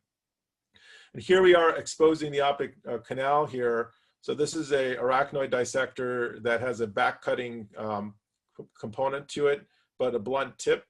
And if there's tumor there, this is safe to do. If it's just the optic nerve, you wouldn't really want to do this. I'd use a sharper instrument to expose the dura in this location. But you can see how you can get good access to the optic nerve all the way out laterally to the orbital apex. And this is just an example of a very, very thinned out superior hypophyseal artery coming out. The injection didn't have enough oomph to get into this tiny vessel here, but you can see how it can supply these vessels in this location. There is some redundancy, but I wouldn't rely too much on that. And then finally, you're able to come up above the optic chiasm here into the inner hemispheric fissure. This specimen started to fall apart as we did this here, but you can start to see the supraoptic structures, including the optic, including the ACOM and the A1s. You can dissect this out very well and get access to the inner hemispheric fissure. You can even enter into the third ventricle from above the optic chiasm through the lamina terminalis. It's a bit of a reach. I wouldn't recommend it unless the pathology favors it for whatever reason. Typically, we would enter it from below, say for a craniopharyngioma. And then finally, looking at the vasculature here. So this is just a carotid that we're dissecting on this location. And you can see the takeoff of the ophthalmic artery coming up right behind here. So again, another reason why you gotta be very careful. And sometimes it's ossified, so you have to be very careful in your drilling in this location. But here, as we dissect this, we'll be able to see the ophthalmic artery coming off of the carotid and heading into the optic canal here.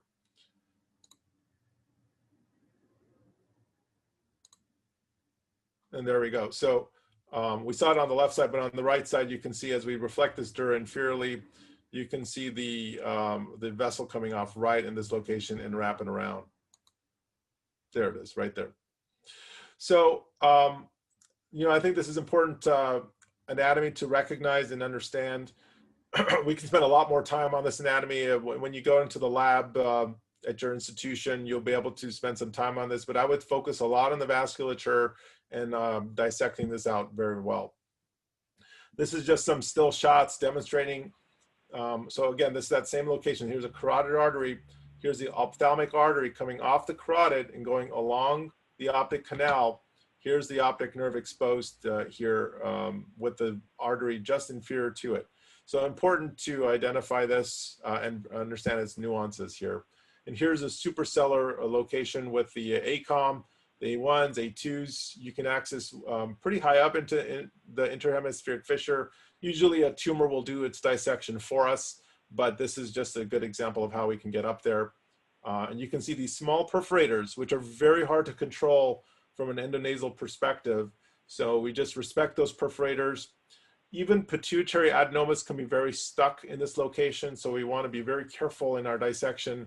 And in some cases, I would favor leaving tumor behind in this location so that you preserve the microvasculature to the hypothalamus and to the optic chiasm. And these are just examples of the olfactory tracts here and the frontal polar branch of the ACAs as we come more anteriorly. We'll get to this a bit more, but this is just another example of the superior hypophyseal giving its branches to the infundibulum as well as to the optic nerves. And you can see this from an inferior and a superior approach in this location. And then finally, spend a little bit of time on Meckel's cave anatomy.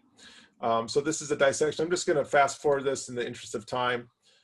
So here's the pterygoid that I'm dissecting out here. This is Rick Corral during the part of the dissection.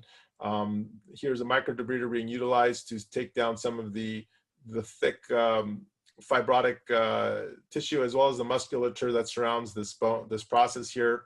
But if you can take it down, it gets you very nice and lateral. Here's a Vidian canal that was exposed and preserved. And then we just do a lot of drilling, exposing the carotid artery as well as the inferior aspect of the orbit here. So here's the petrous vertical segment of the carotid artery, and we're able to dissect this out very nicely. You can even open up foramen ovale in this location, which is what we're doing right here. But this bone can be resected. I'll show a better diagram, but here's V1 and V2, and V3 is going down here. The cavernous sinus is going to be in this location. This is a foramen ovale. There's V3 going down foramen ovale, and you can see its relationship with the carotid. So here's the horizontal segment of the petrous carotid. We've drilled the bone here that normally protects you when you, for example, do a balloon compression or rhizotomy of the Gasserian ganglion. You just come up through this area and it's protecting the carotid with some bone, but you can actually remove that bone to get access. And this is a nice diagram of the cavernous sinus, sella, vertical petrosal internal carotid artery, horizontal petrosal intercarotid artery, Vidian nerve, which has been transected here, V3, V2, and V1. So these are very easily accessed in this location here. And then here we'll expose the cavernous segment a bit further. And I'll just fast forward to just show some of the intradural dissection in this location. So this is the carotid artery. Now we're lateral to the carotid. There's a carotid. We're lateral to the carotid. The roof of the Meckel's cave is going to be the floor of the cavernous sinus, and the sixth cranial nerve runs along the floor of the cavernous sinus. So here you're seeing the sixth nerve coming up into the superior orbital fissure, running along the floor of the cavernous. So it's important when you do a Meckel's cave approach that you monitor sixth nerve and identify it. It's very unforgiving. You can easily damage it, and it's very hard for patients afterwards. There are some procedures where we can repair a little bit of the double vision, but it's pretty debilitating. But you can see here's beneath the sixth nerve, we're taking down adhesions lateral to the sixth nerve. At this point, the sixth nerve is lateral to the carotid, but you can see it comes from a medial perspective. It comes from the medial clivus there.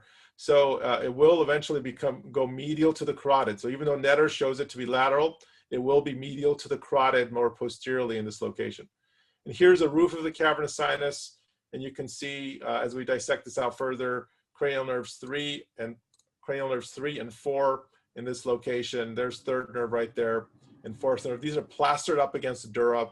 So unless you're right up against the dura, it's hard to injure these nerves, but you can put them on stretch or have some heat injury from cautery. So you got to be very careful in this location. And here again, opening up the carotid ligament, the clinoidal ligament, excuse me. And you can transpose the carotid medially or laterally in the specimen. And you can try this in the lab. It's a very good dissection. because it's very forgiving in the lab, and obviously in the OR it's a different story. But it's good to understand this appreciation of anatomy in a cadaver lab. Okay, so that's all I have. I wonder if there are any questions we can entertain, and then we can maybe jump into some cases. Avi, what are your thoughts? Are there questions in the chat?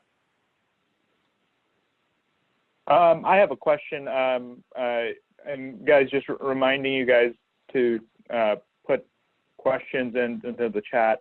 And what I wanted to talk about was, you know, the superior hypophyseal artery. I wanted to add just that, you know, that's something that's actually very difficult to visualize. I mean, it's hard to visualize neuroendovascularly, and you know, that's a big part of my practice. It's hard to see in cadaver dissections because it's hard to get a really good injection. I mean, that was a beautiful injection and dissection, cadaver dissection that Dr. Barkadarian showed. And then when you are often operating in this area, whether it's for a tuberculum cell meningioma or a craniopharyngioma, the anatomy is displaced. So, you know, this is about as good as you're going to see in some ways with a really well-injected cadaver specimen. But the superior hypophyseal artery usually has actually a trifurcation with the superior portion going to the optic nerve and a middle one going to the infundibulum, and then a diaphragmatic branch that goes down to the pituitary gland or the diaphragma.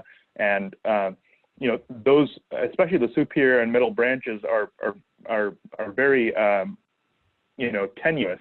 And when operating on them, whether endonasally or from a transcranial approach, you know, they can spasm down, and it can actually cause ischemia. Can you talk at all, Dr. Barkadarian, about is there any tricks to prevent that? Yeah, I'm going to show two cases of this later on that actually demonstrates how we preserve these vessels. But I think identifying them is the first step, dissecting them very carefully off the arachnoid. It's very, very hard to predict where they're going to be based on just imaging alone. So you just have to know that they're there and identify it in surgery. Being very careful in your arachnoid dissection in that location, using some blunt dissection to identify it, and then sharply later on. And again, as you said, there is a trifurcation there. I preserve all the branches because I feel that if I take the infundibular branch, which you can do, and it'll be safe, but it'll put more traction on the rest of the branches that will be feeding the optics. And it's a good tether along the infundibulum. So that'll offload the traction on the optic. And I worry that if you put too much traction on it, it'll thin out or go into spasm, and then you have an optic ischemia. And it is providing the vasculature to that optic nerve segment just medially, just off the offshoot of the optic chiasm. So if you lose that, you're going to get monocular blindness, and it's a devastating complication for patients. The other thing that we use in surgery is papaverine. So we'll soak some gel foam in papaverine and leave it there for about 60 seconds, either during surgery or at the end after resection. And that helps just improve blood supply and that improve the circulation in that location. But it's really just a matter of identifying it, dissecting it out, and preserving it. And if you have to leave tumor behind on it, I would just do that, because you know, a little bit of tumor left behind is safer than causing blindness in that location. And another question was, you know, you talked about rescue flaps. How routinely do you do that, and for what type of cases? For every pituitary tumor, do you do a rescue flap, or is it more for cases where you're worried about damaging the olfactory filaments and whatnot? Yeah, I mean, I think this is an important thing. You know, when we published our paper on this, we got a lot of heat from the reviewer saying, "Why are you raising flaps? It's unnecessary to raise flaps all the time, and it's over surgery."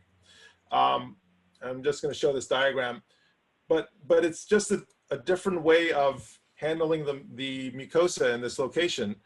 all it is an incision in the mucosa. It sounds complicated, but all it is an incisional exposure. So we use this on all of our approaches.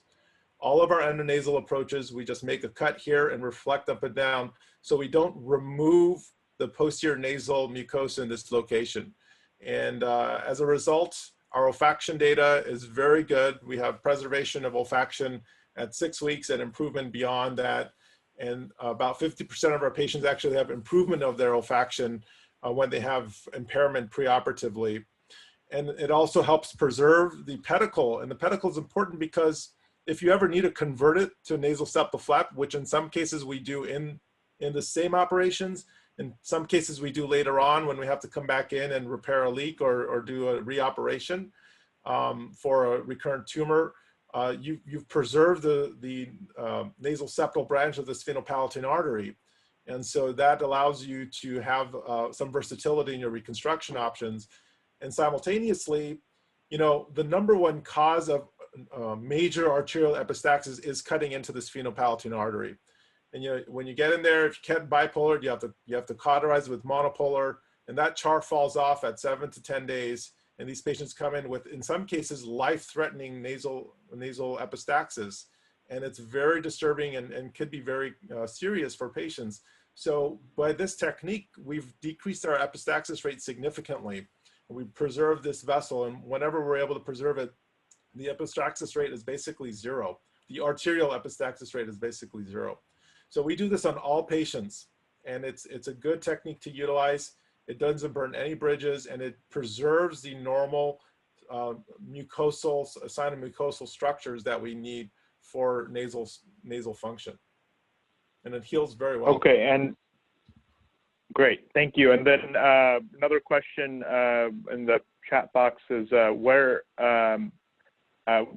when do you expose the carotid or the cavernous carotid as far as bony drilling over the carotid?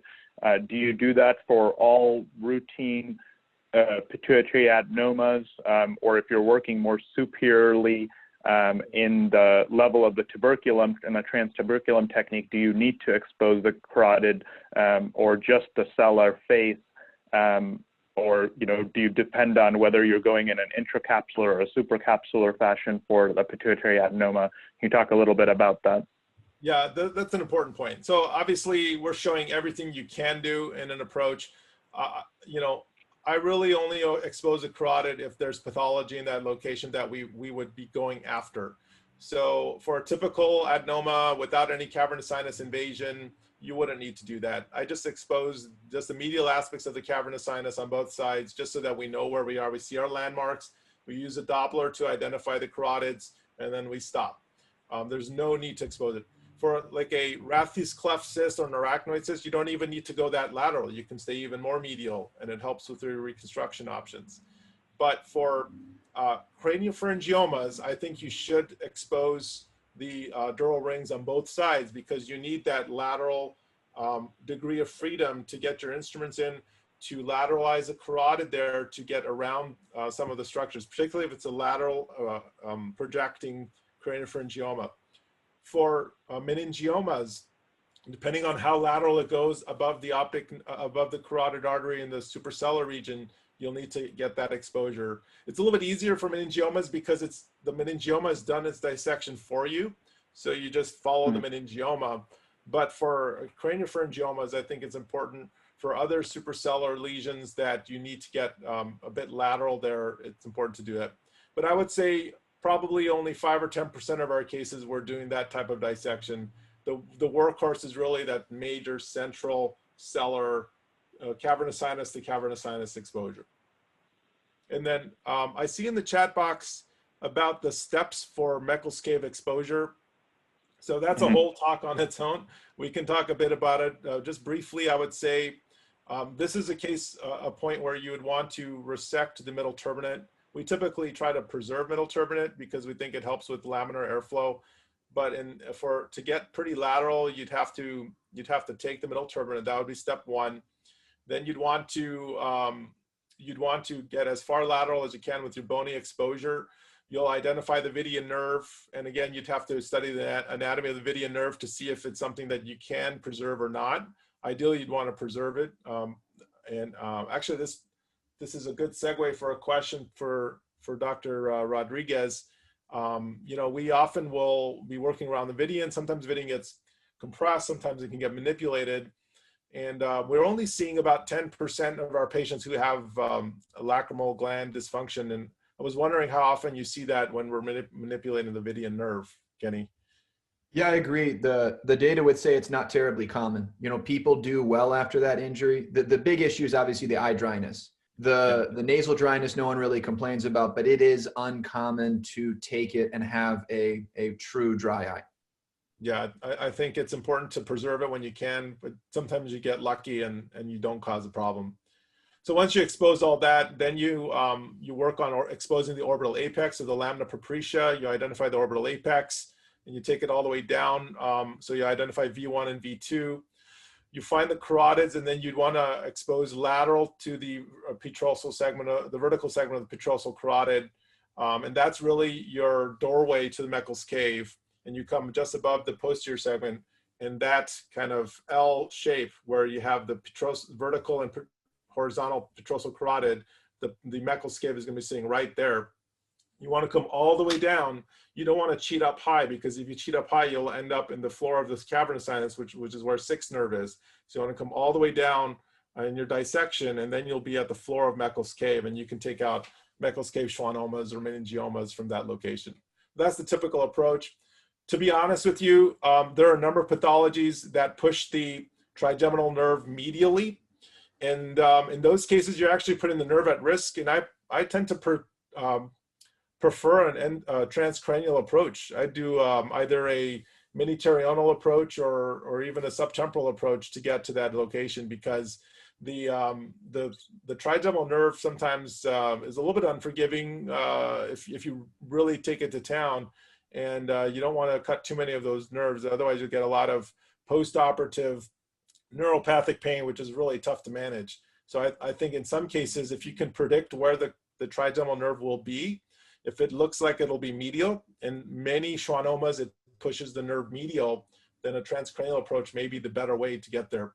But if it's big and it creates enough of a window, then you can work in between typically the 2nd and 3rd branches, the lateral, intralateral triangle in that location, and you can get into the tumor pretty well. So there's a lot of imaging analysis preoperatively to determine what approach to take.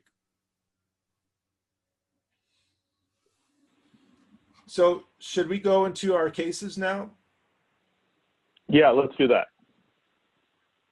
So I know you had a couple of cases. Kenny and Abhi, do you want to start off, and then I can show some cases as well?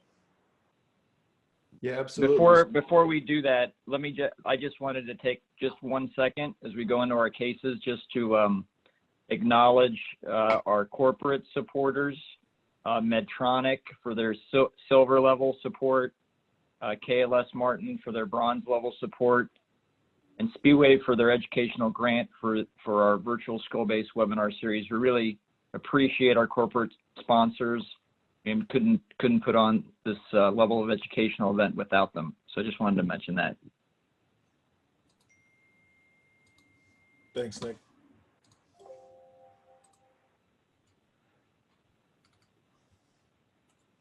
So Kenny, do you want to start, or do you want me to show a case? Oh, you're starting. Perfect. Excellent. Yeah, no. So Abhi, do you want me to talk through it, or do you want to talk through it? Yeah, I'm happy to talk through it, and you can interject. We can just both be unmuted so we can go through it together. But you'll have to control the slides. But these patients, just a couple of patients, I wanted to talk a couple about, again, sinonasal pathology where it extends to the point where a neurosurgeon needs to be involved. These are just a couple of cases that Dr. Rodriguez and I have done together. This was a 38-year-old guy that came in with sinusitis symptoms and worsening orbital pressure and some memory balance problems, which eventually led to an MRI.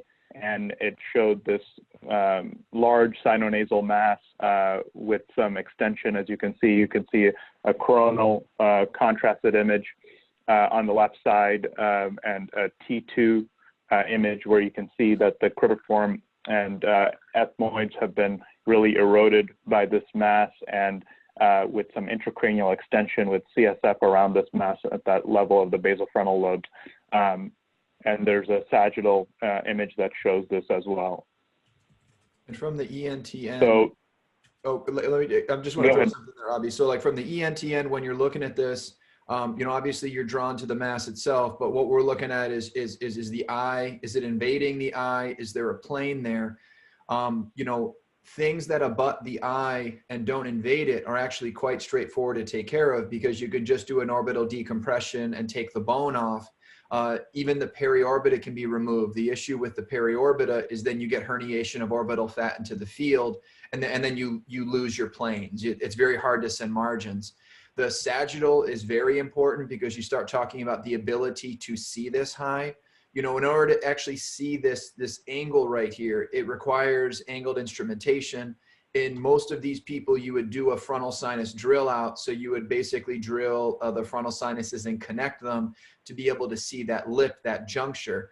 But if you're planning on doing a reconstruction from posteriorly, it's this lip is the biggest problem, because you know, it's hard to seal there. It's the most distal aspect of the flap.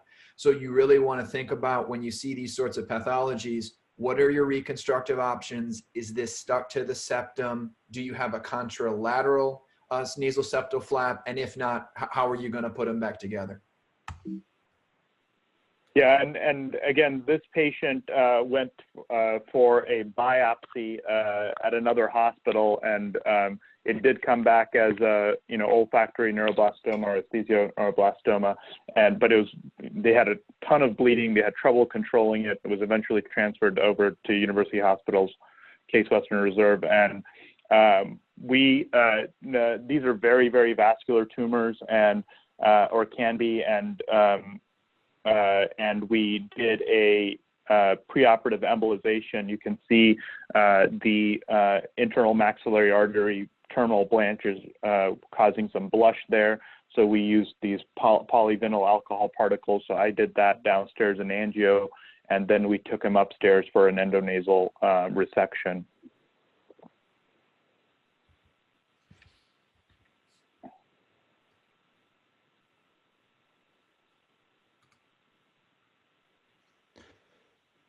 And Abhi, I can go ahead and talk through this. So what you're seeing, just to orient everybody, is the base of the tumor has been resected. He's had essentially a total septectomy. So you're able to truly go four-handed with these sorts of cases. One of the technical considerations we talked about earlier, and I cannot stress this enough, is for these tumors, you're often working above the scope. And working above the scope is something that's very strange when you're first doing it. If we were doing an inflammatory case, we would just use angled instrumentation, but it's extremely difficult to use angled instrumentation and do tumor dissection at these angles. The sphenoid is going to be back here, each maxillary sinus on the sides. And then as you saw from his preoperative imaging, his tumor is cheating to the left. So we've resected it back to the ethmoid skull base posteriorly. And what Dr. Ray is doing is releasing the last amounts of tumor as anterior as possible. We like to use pledgets behind to protect the neurovascular structures at the base of the brain, because you are having to dissect this off. And again, at these angles, we've made dural cuts already to release the center portion. What you're seeing here is basically the completion of the resection. So it's lamina up. The char there is probably anterior ethmoid artery. As you're coming more forward, you're going to have frontal sinus here, frontal sinus here. He's had a draft 3 drill out, and we'll talk about why that is in a second. You can see widely exposing the floor of each frontal lobe. Yeah, and Dr. Barkadarian talked about this a little bit already, but we use these pledgets with the string cut, you know, and that was a big, caused a lot of controversy at our center as well initially, but we figured it out. And, you know, because at the end of the day, you have to remember that the pledgets themselves have radio opaque material in them. So if for some reason, you're worried about leaving one behind or something, you can, or the count's not correct, you can always do an X-ray. But that's really important so that you're not going through the string, and it can actually be dangerous if you pull one of those pledgets out in a critical time. But protecting the brain and dissecting the tumor where it's often adherent to the brain or dura, and there's some orbital frontal branches at the basal frontal area of the brain that you really have to watch out for. Several years ago, we had a pseudoaneurysm formation of one of these vessels that we had to treat endovascularly from iatrogenic injury. So those are things that you have to worry about when you're dissecting tumor away from this basal frontal area during this resection. I think another technical consideration. So this is a 70-degree scope. These are the frontal sinuses, and it's all been drilled and connected. When you decompress these folks, you end up getting gaps between essentially the posterior table, remnant anterior cranial fossa, and the brain. And if you're taking a nasal septal flap up from posteriorly, you have to figure out a way to get it up to this bone and then get it to hold. We had a anterior craniofacial malignancy probably 6 years ago, and I took her all the way up, and she ended up having to be taken back because the flap pulled back and she ended up leaking, and we ended up putting in a pericranial flap at that time. But it's just an important technical consideration. And your ENT partners, the more that they can get this area exposed, it's often easier to do the neurosurgical dissection, because if you leave remnant bone here or you don't have wide exposure, it's incredibly challenging to get these anterior margins. Something else to consider as you're resecting is you leave enough dura behind to get a margin. We oftentimes will take it to areas and then it retracts up, and then it's very, very hard to know if you came around it. So before you resect all the dura or take it to an area where you can't chase it anymore, make sure you're taking a margin. In this patient, we made the determination that neither nasal septal flap could be utilized. So what we elected to do, will be a picture following, is we harvested the pericranial flap, and then you can bring your scalp dissection down to essentially the superior aspect of the nasal bones. And then what you're seeing here is we use a high-speed drill to directly drill through that area. And that's another critical reason that all this has to be wide open. It all has to be demucosalized, because your flap is going to be tunneled in anterior to the anterior cranial fossa. And it creates incredibly good at this level. So what you're seeing now is this is Duragen placed over the dural defect. It takes, you see this in 1 second and think this was easy. Like tucking this up here is very challenging. Working with it in a wide open area is very challenging. We can discuss in the sessions to follow like technical considerations for that, but getting this tucked in 100% is very critical. If you're going orbit to orbit, you also have to remember that you need to take some mucosa off the lamina pepritia, because these flaps have to adhere, and you have to make sure you clean everything off back to the planum, because you need raw surfaces circumferentially, or the flaps won't hold. Mucosa to mucosa will not heal. Now, clearly a pericranial flap is two raw sides, but it's just the idea. The propel stents are something commonly used in endoscopic sinus surgery. What these are designed to do is hold these areas open to prevent contracture after surgery. In the skull-based world, it can be very challenging to hold open sinuses after these sorts of procedures, because you're going to put a flap over it and then a bunch of pro-inflammatory stuff, and you're not going to debride these people like you would an inflammatory sinus patient. So we're trying to do everything we can from a technical perspective to keep these sinuses open. These are non-disease sinuses as a general rule. Now again, final inlay of the Duragen. Here's your sphenoids, and again demucosalized across the planum. And then what we do is we harvest the pericranial flap and put suture into it, and then it's those sutures that you grab to pull it through the bony defect through the nasal bones. If you create a very large defect, when these people heal, they'll look like they're caved in their forehead. So you want to make the defect just large enough to get the flap through. And to be completely transparent, it took several attempts to get the flap through, slowly widening with drills, slowly widening with kerosene, to get it just wide enough. when you do a pericranial flap, you can make it incredibly long. There is plenty of flap to be used. So we actually measured from our defect to the back and then obviously took more. But don't ever be afraid to measure these things, because if you short it, it's a catastrophe. And if you make it too long, it ends up becoming very redundant and difficult to handle. And once you get it into the nose, you really can't do anything with it in terms of cutting it, because it's almost impossible to retract it. We use the technique of basically pushing the flap underneath the stents, and it's a way to closely adhere it to this region. One of the worst things that can happen is that there's, again, some redundancy here. You never seal them at that lip, and then they leak through it. And then it's very, very frustrating because you have to take them completely apart endoscopically to realize the mistake. So the more adherent you can get this against the skull base, the better. You can use pledgets and other things to make it as adherent as possible. But I'm doing this with a 70-degree scope, all angled instrumentation, and at the end trying to ensure that each frontal sinus is patent. The hole we made through the nasal bones is as small as possible, and this has appropriate length. How you package people up after this is institution dependent, and we can get into those details if desired. But this is just illustrating, a pericranial flap for an anterior craniofacial resection. This gentleman ended up doing very well, and we'll take you through some other photographs from the case here. This is just going to be an external photograph. Abhi, can you comment on some of the technical considerations for this?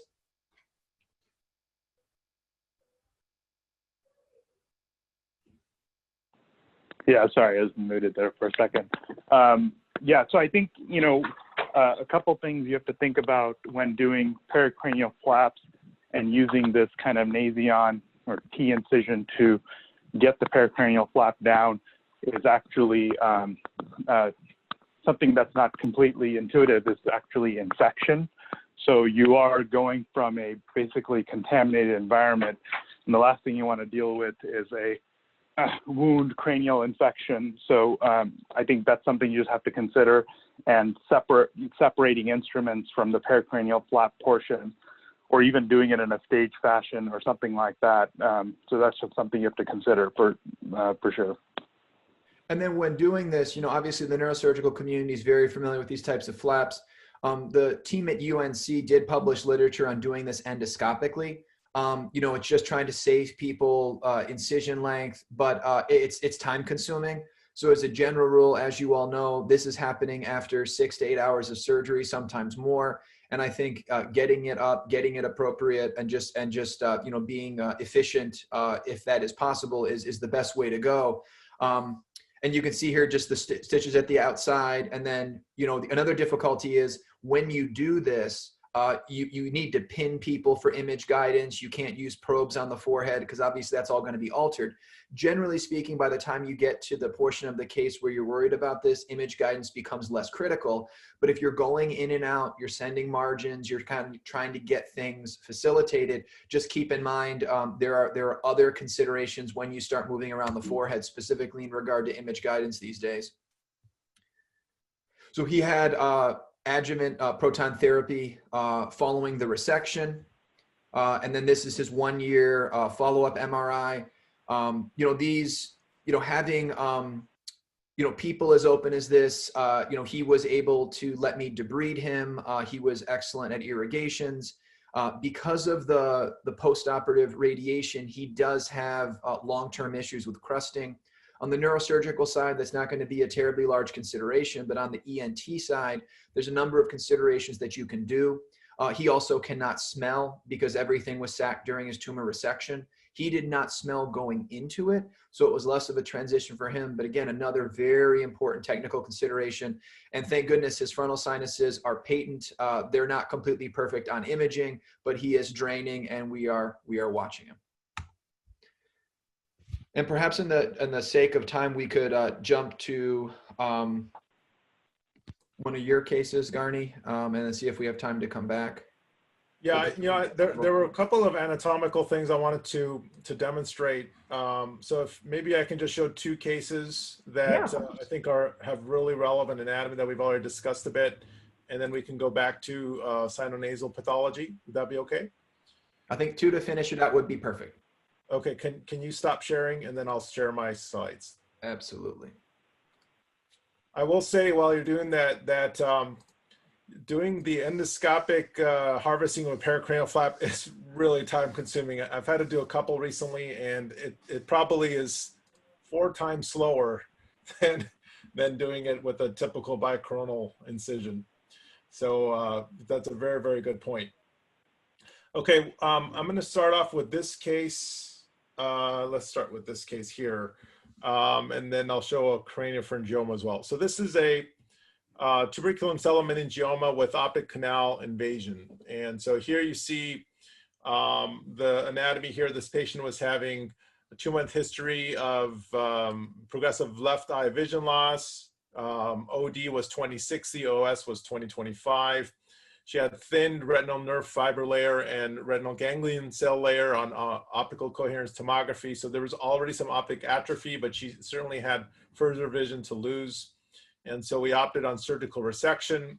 We debated to go above or below on this. You know, there's arguments to go above. There's a space between the optic chiasm and the planum here that you can access it. But our concern was the medial invasion of the optic canal here, which you could get transcranially, but I think the endonasal approach is very nice, and I'll show you how that works well. And here you see the on a coronal plane very nicely the optic canal involvement.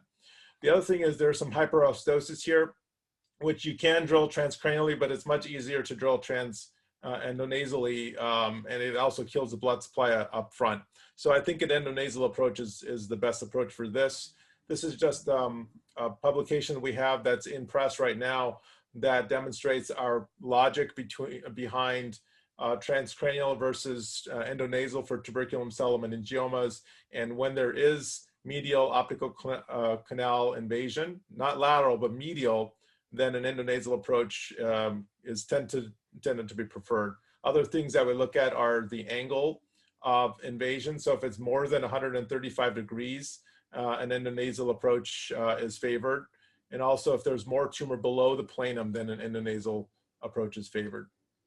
So I'm going to just turn this volume off here. Let me see how I can do that. And just do this here. So can you still hear me? Can you hear me okay? Yes, we can. Yes. Okay, so I'm just going to skip to the meat of this dissection here. So here's the optic canal dissection here. So you can see the optic canal here, the lateral optical carotid recess here, the planum. This patient did not have an OD. This was the area of concern.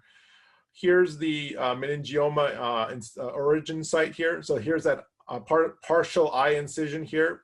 This is a case where the circular sinus is really obliterated, so you don't have to worry too much about it. But we still do that stellar incision horizontally here and a partial eye incision here. And then we are taking it above the incision point. Here we're actually resecting dura because this is a meningioma, and this is invaded. This is where the tumor originated from. So we remove this dura in this location.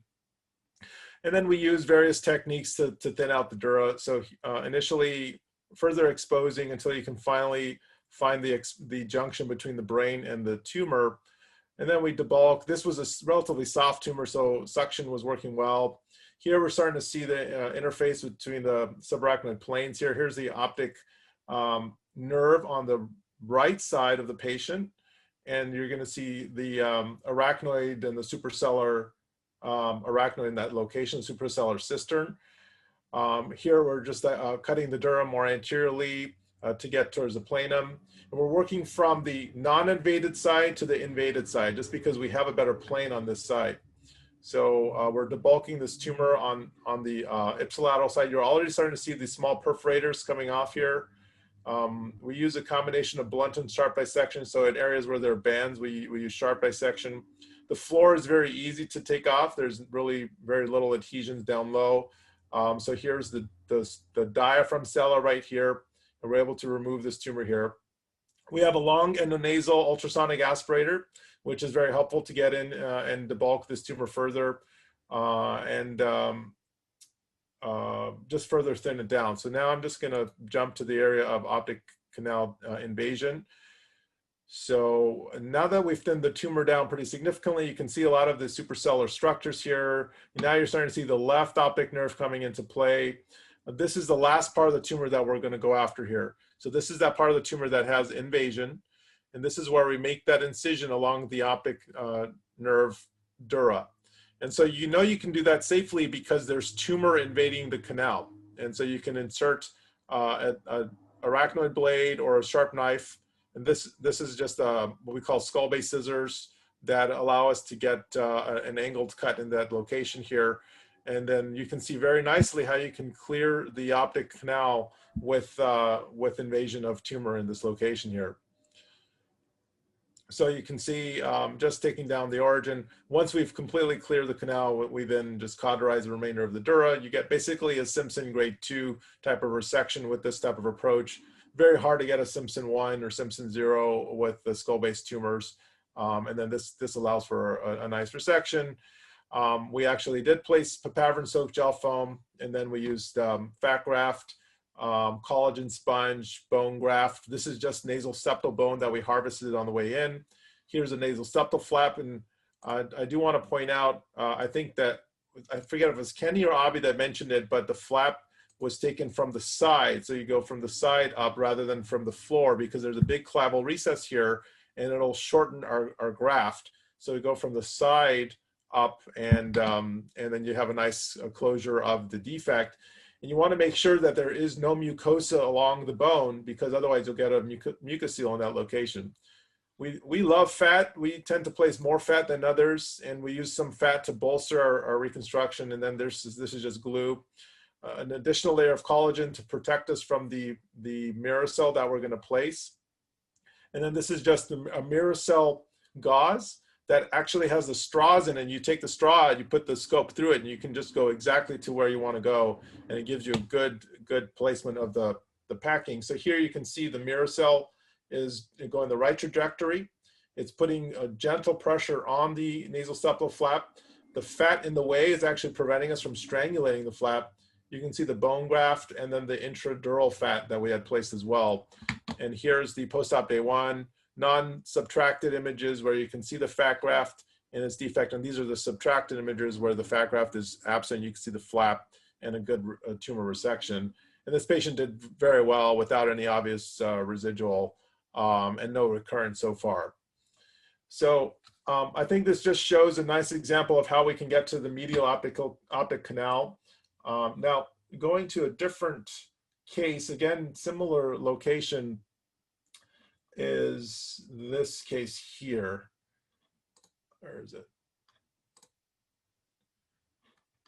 So this is just a video of a patient with a craniopharyngioma, and this is a very nice example of the superior hypophyseal arteries being preserved. So here, here's our dissection. So this will actually show how we manage the circular sinus as well.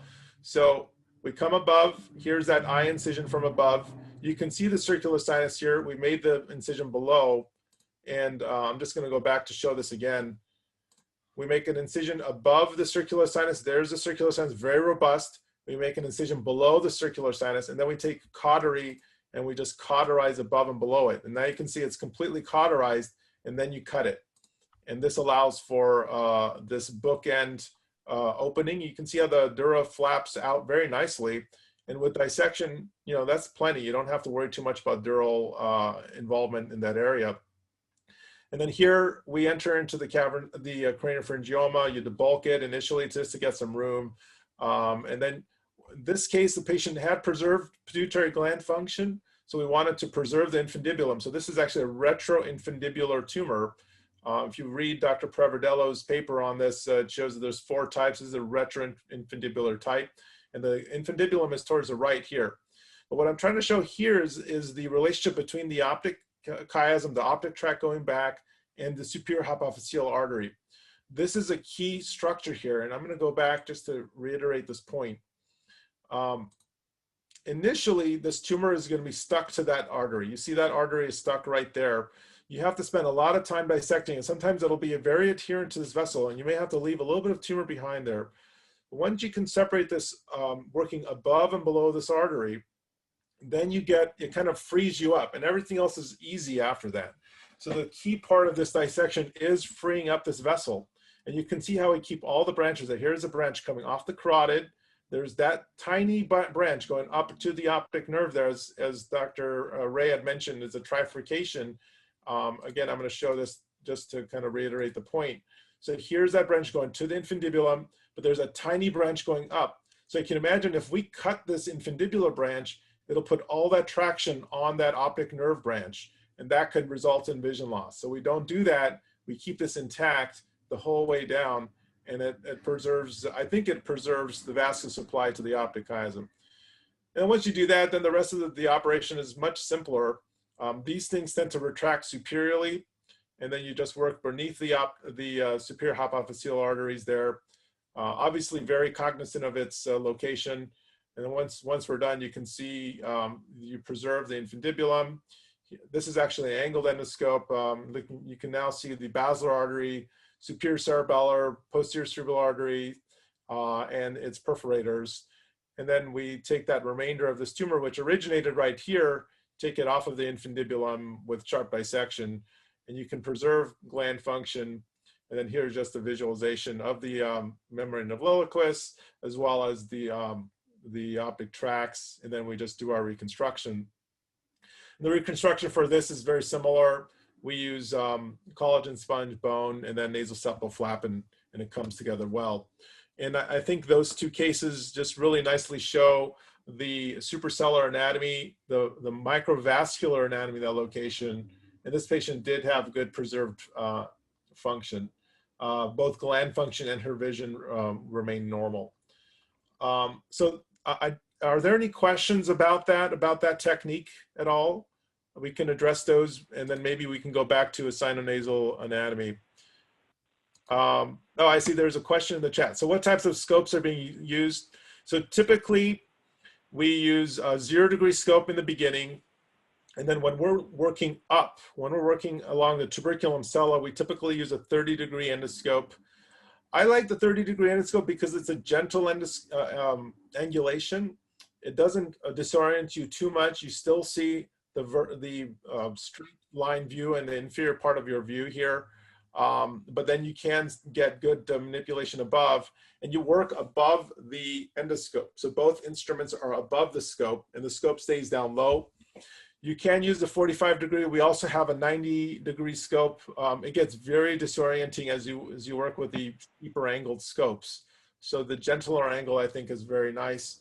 Some people jump straight to the 45. I think that's fine too. I just like the 30-degree, and it is very, very versatile, very helpful. Also, the optics are a little bit better with the 30-degree than the 0-degree. And it just has to do with how the rod lens is designed and how the light is coming through. But the light reflects differently on an angled scope, and you see a little bit cleaner optics with those scopes. And then as far as the rationale for the bone graft, we've kind of gone back and forth on this. You know, in my training, we always put in a rigid buttress. You know, so long as you have some sort of buttress, it's good. I like the rigid buttress because it helps deal with the CSF pulsation. So you can imagine you have that fat graft, you have a big CSF defect there now. You're going to have CSF pulsating against your reconstruction. And I think if you have something rigid there, it'll absorb that pulsation a little bit. It won't herniate out. That said, I think there are a lot of surgeons that will prefer not to put in a bone graft, particularly if you're going to radiate, because that is a source of infection. Rick Corral and Castillo demonstrated that they did not use bone grafts for sinonasal pathology, and they had, I think, only 2 CSF leaks out of 500 cases. So, you know, I think it's dealer's choice. And if you're not going to radiate a wide field radiation, it's probably okay to use. The other question is about lumbar drains. We don't use lumbar drains anymore. We used to, the last time we used a lumbar drain was 9 years ago, and our CSF leak rate remains very low. Overall, our leak rate is less than 1%. For a grade 3 leaks, like these types of cases, our leak rate is about 4%. And this is without a lumbar drain. So we just go to town on the reconstruction. multi-layer closure, including collagen sponge, fat graft, the nasal septal flap, glue of some sort, and the Miracell buttresses to hold things into place. And we take the Miracell out about post-op day 5, and then that typically takes care of things. The few leaks that we've had are typically associated with either high BMI or postoperative nausea. We had one guy who developed a cold, I think post-op day 14, and opened up his graft. But I think some of those are just going to happen, but we try to do everything we can to prevent it. The reason we don't like lumbar drains is multifactorial. One is, I think it does increase the rate of infection. We've had a couple of cases of pretty bad meningitis in our lumbar drain cases beforehand, and our meningitis rates are now pretty low. The other reason I don't like the lumbar drain is it tethers a patient to the bed. And Luigi Cavallo has a nice lecture about the 3 F's of preventing a CSF leak, and one of his F's is flash, which it's an Italian translation, I'm not sure, but basically he wants to get the patient up and ambulating early. When the patient's up and ambulating, it decreases ICP, they're standing upright, and that helps decrease CSF leaks from occurring. So a lumbar drain will preclude you from that because you're going to be tethered to a bed and whatnot. So the sooner you get up, move around, the quicker they recover and the less chance of a CSF leak. And also it decreases ICU utilization, and it's one less procedure to do. So there's all sorts of reasons we've moved away from a lumbar drain in these approaches. And then just a follow-up question, I guess, is without a drain, how long are people admitted? For an extended approach, our typical length of stay is about 2 to 3 days. Lumbar drain typically adds another day or 2 to that because, once they get out of the ICU, then they got a day or 2 to get out of the hospital. So I think it cuts off about a day in overall length of stay. Have you ever done these approaches without the Miracell? Like use your glue or some kind of, like packing product that breaks down, like the potato starch product, stuff like that? Yeah, so our ENT colleagues hate that packing material, like Nasopore, things like that. Mm-hmm. I think they dislike him because when they go to debride, and Kenny, you may have similar experiences, that it's just a mess and they have to debride a lot more, whereas the packs are easier to remove in the office setting.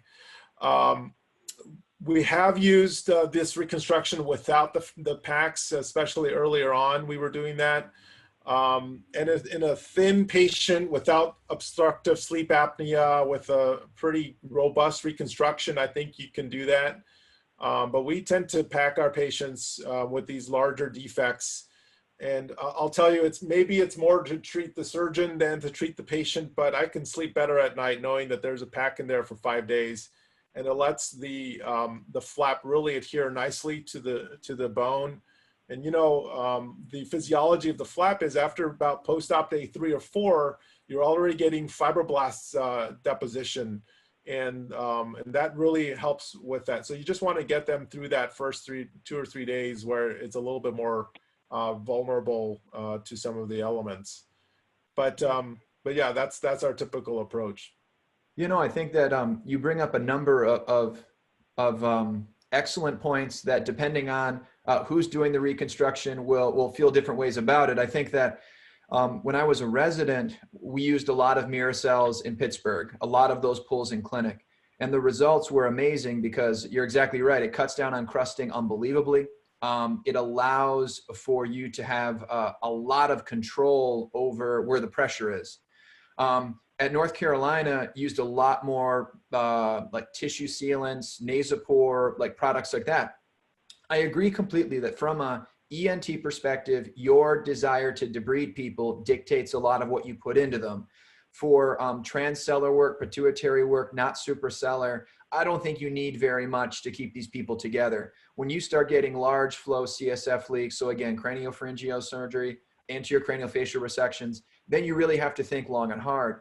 The beauty of the sphenoid is that you can pin the flap against the posterior wall. So as long as you get something in there, it holds great. You know, people describe Foley's for a time, you know, holding things back there. But what you have to be careful is if it's a smaller sphenoid and you put a Miracell into it, you can compress the flap where it wraps over the floor of the sphenoid. So you have to drill them out more so it's not compressing the flap. For the anterior stuff, so ethmoid skull base resections, that's when it gets tough because gravity's not your friend. I've done those cases where I put 2 Miracells on each side stacked. And the case I had described earlier, when the flap pulled back, when I took her back, because of gravity, they were 5 or 6 millimeters off the flap. I wasn't getting compression. So now we've really been chasing getting something into the frontal sinus to tack up the most distal aspect of the flap. But I've never seen that product with the hole in it that you can kind of guide it in with an endoscope, because that was the issue with the traditional Miracells. We would put them into gloves so that you could basically take a straight ethmoid, drive them back, and then you're looking through the other side to see when you finally contact where you want to be. And then you'd put the other one at a symmetric depth. That seems very interesting to me and a product I didn't know existed. So it's actually the same product. It's Miracell. It's made by Stryker. I know we're not supposed to mention brands, but it's the same exact product. They just have 2 versions of it. One has a little straw in it and one doesn't. And the straw was designed to help people breathe through it, but that doesn't really work. Yeah. It's really, these patients actually can breathe, especially if you push it up, you can still get flow below it. So from that perspective, it's good. You know, my colleague helped work on this product. So he's very passionate about it. And one thing is really key about Miracell, and he keeps talking about this, so I'll mention it, is that it has a negative, the compound is polarized. It has a negative charge to it. And that it was designed to prevent toxic shock syndrome. So that negative charge prevents the bacteria from adhering to it, and it helps decrease the toxic shock syndrome. This came from feminine hygiene products, people were getting retained products and toxic shock syndrome there. It's basically eliminated toxic shock syndrome. So we actually use the raw Miracell because we don't want to prevent it from, preventing that process. And it tends to work quite well. In some cases, removing it, can be a little painful for patients. So in some cases, you have to do it under sedation. So our ENT colleagues do it at their surgery center under sedation, but for the most part, you can irrigate it and take it out with in a clinic setting. But yeah, I agree. And I think I agree with the large anterior defects, stacking them. It's challenging. And we've done weird constructs when you go 90 degrees to each other. And it's been challenging, and to say the least, but I think you just got to be creative in that location. Some other things that you can consider, like large pieces of silastic that you can basically drape along the floor of the skull and then put them up into the frontal. That's where that draft 3 is important, because you can actually snake it up, and then if you put a stitch in it, you can pull it out. But I can't echo that enough. Like, you, as an ENT, you are prepared for a reasonable percentage of people to vagal after a pull like that. They get really lightheaded. People have even gone as far as to just kind of lean folks back. They soak them in lidocaine. You can drip lidocaine in these things to numb them. But there's a lot of considerations in clinic after these surgeries. You also never want to pull both sides at the same time, because you can actually create negative pressure and suck stuff out of the back of the nose. Dr. Schneiderman told me about that several times. So it's very, there's a lot of tricks if you're putting rigid into people. But I think the key is make really big defects so that you're not stuffing it into spaces, and make sure that you as the provider know where you put it. Make sure you tape them. So you have strings that so you don't cross it inside of the nose, things of that nature. But it all comes with experience. But we could really have a good debate just debating what to put into people's noses, because it's so different across all the centers, except to say we can all agree our leak rates are getting so low because we're just getting better at the flaps. Yeah, agree. I think it's a multi-layer closure, and I think you just have to be very conscientious about it. So long as you have an exit plan, you're going to have good outcomes. Are there any other questions? I'm just monitoring the chat box here. I'm not seeing much more, but we're kind of almost out of time here. Abhi, do you have any other comments or questions? No, I think, I'll internalize my Dr. Bambakidas since he had to step out, and say that, I think as we're doing more and more endonasal, I do think, especially when you're starting out, you do want to be a little bit careful about what the indications are though, and pay attention to that. We showed a lot of stuff today of what you can do, but you want to be a little bit careful with, just because you can do it doesn't mean it should be done. These are real patients, and the truly intraventricular craniopharyngioma is probably not a great